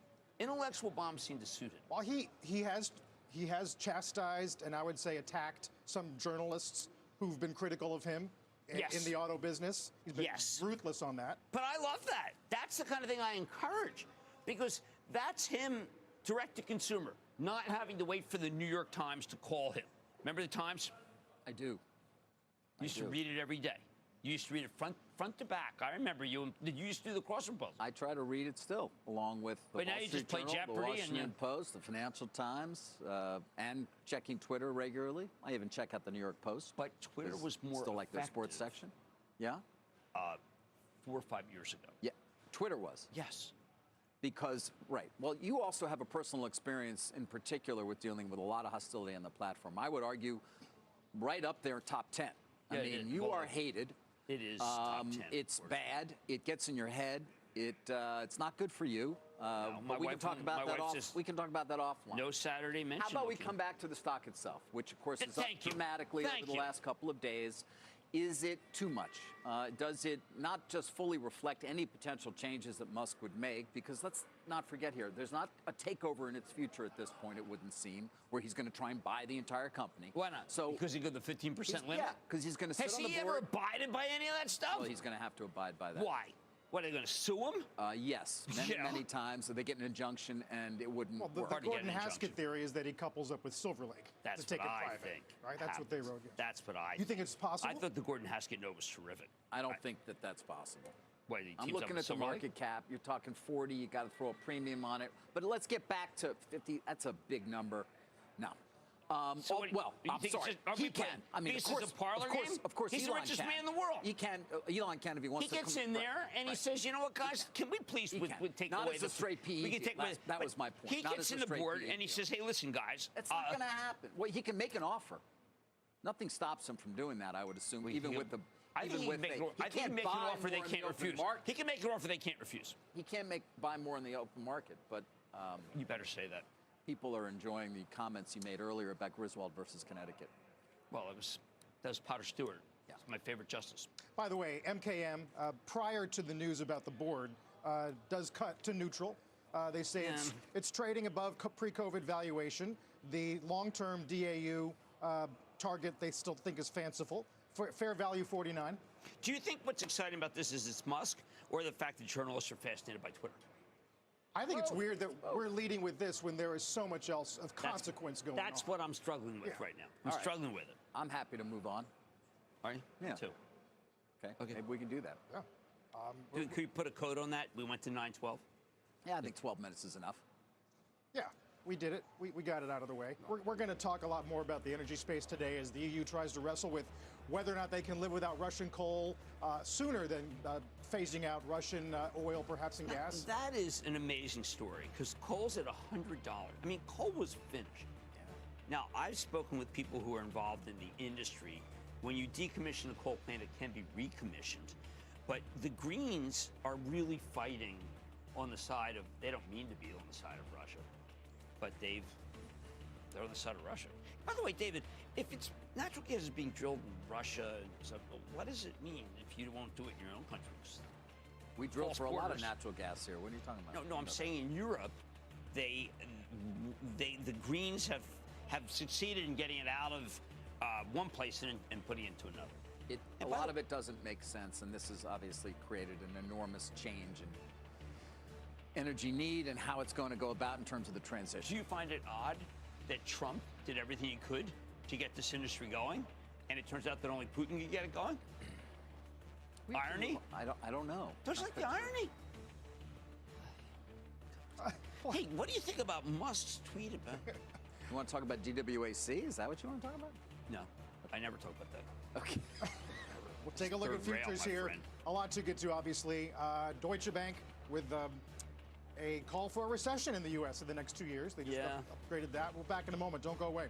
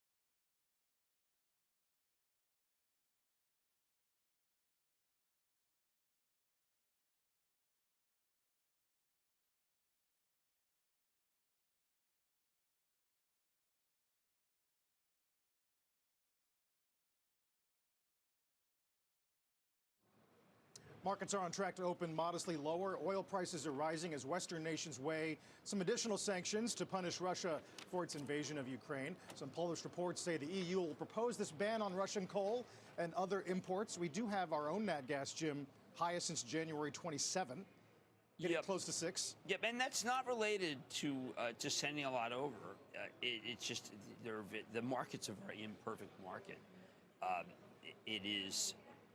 We can send over a lot more and still not damage that market. I'm surprised that natural gas is so high, given the fact that we have an endless supply, as opposed to oil, where remember they flare natural gas. Remember they're trying to flare much less. Much less. But they are making real efforts in our country to flare a great deal less. Certainly in the Permian, I know that for a fact. Why is our country not being thought about as being on the forefront of trying to get rid of greenhouse gas? Well, we haven't been as committed to renewables perhaps as Europe has, but that may be coming back to haunt them to a certain extent because that transition is not the easiest one to maintain. Now, there are also people who argue when it comes to nuclear that is where we've we've really lost the opportunity.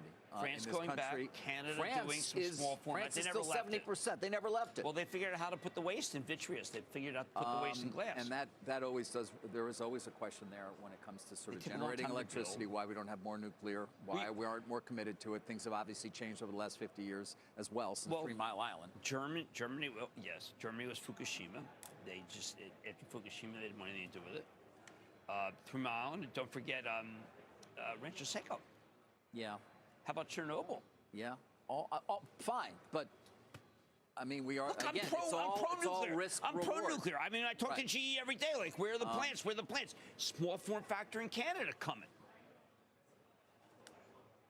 But Southern heard things by the. Yes. Well, how expensive it has been. Well, a small form factor reactor built by GE is going to come in on budget. Okay, so why don't we have a lot more of them? Because we're stupid. And it takes a while, right? Yeah, but I mean, I think that we've all discovered that coal's the worst. Yes. Right? And then you go oil, then nat gas, nuclear, but what we really want is green hydrogen. But nobody seems to be able to do that effectively at all because you need like 50 football fields of solar panels so that your electric doesn't ruin the environment. Look, I think Elon Musk, just slip back here for a second. I would like to know what he thinks more about this issue that we're talking about than anyone in the world. Because he is at the forefront of battery technology, energy, and green. Now, I think that, I'm not saying, we had a piece this morning about Ben Franklin and Ken Burns. He's our Ben Franklin. I mean, if he could tell us. They actually made that point, yeah. Okay. Yeah, well, Walter made some comparisons between the two. And being builders, right? Yes. And being aspirational, doing things that are hard. Right. Yeah. And not being, like I was a little Laputan when I said to him, we can't do a field of solar that provides a lot of electricity. I was a little Laputan. Meanwhile, the EU has come out with this 5th package of sanctions that does include coal, as much as $4 billion a year, a ban on coal from Russia worth 4 billion euros a year, saying it'll cut another revenue source. They also ban on 4 key Russian banks, a ban on Russian vessels and Russian-operated vessels from accessing EU ports with certain exemptions, targeted export bans worth what they say is $10 billion, all of which may end up to difficulties for the European economy. It may be reflected once again, and we have to take a look at how their banks are faring and the broader markets there. But we've talked about this a lot in terms of the impact this is going to have overall in GDP out of the EU, which I know targets have come down dramatically for. Right. I fear that every single one of these sanctions just doesn't seem to have much impact on this man. Well, by the way, their reserves have barely been dented by what they're trying to do. But they can't access their reserves. Sorry, Carl. They can't access half of those reserves. They can buy back bonds. They've been able to buy back bonds. Well, you got Treasury now halting their ability to make debt payments in U.S. banks in dollars. How much do they have, though? We don't know how much they have. Raise the risk of default. Reuters has a piece out this morning saying they expect to earn an additional $9.6 billion because of just what oil prices have done. Look, this month alone. I think that this is it's no longer humanitarian. I mean, I know. Look, there's a United Nations. Russia's a founding member. I mean, you know how Russia can block anything, David. I mean, the United Nations has been on the taken Security out. Council, yeah. China is the most important force other than us, and they've been not been asked. By the to way, even we also don't talk life. about India very much, which continues on to the take wrong- deliveries on the wrong side of Russia. history right now. Yeah, India's continuing to take deliveries. And the only thing that's good is the 100 AeroVironment the Switchblade 600. Aren't you worried? Aren't you worried or happy or whatever, perplexed why individuals don't buy those and ship them to Poland? Not unlike the gun running that went to Ireland during the 70s. What is this that you're talking You about? can buy the 600. You just go on the site. What is this? Is a drone? The drone. It can blow up a tank. Oh. I mean, you can just go buy them and ship them to Poland. You didn't say the word drone. You No, I'm just saying said you the can model buy them. number. I Some mean, I'm people may saying not that know this what you're is talking like about. this is like running guns to Ireland. We got to move on. I can't believe we have to move on the most important issue that we talk about. We will be back, though. But if we talk about Musk, no one would say move on. Say, hey. There is stay plenty on. of corporate news. We'll get to GM, Amazon, Carnival. Got some downgrades of Starbucks and Domino's today.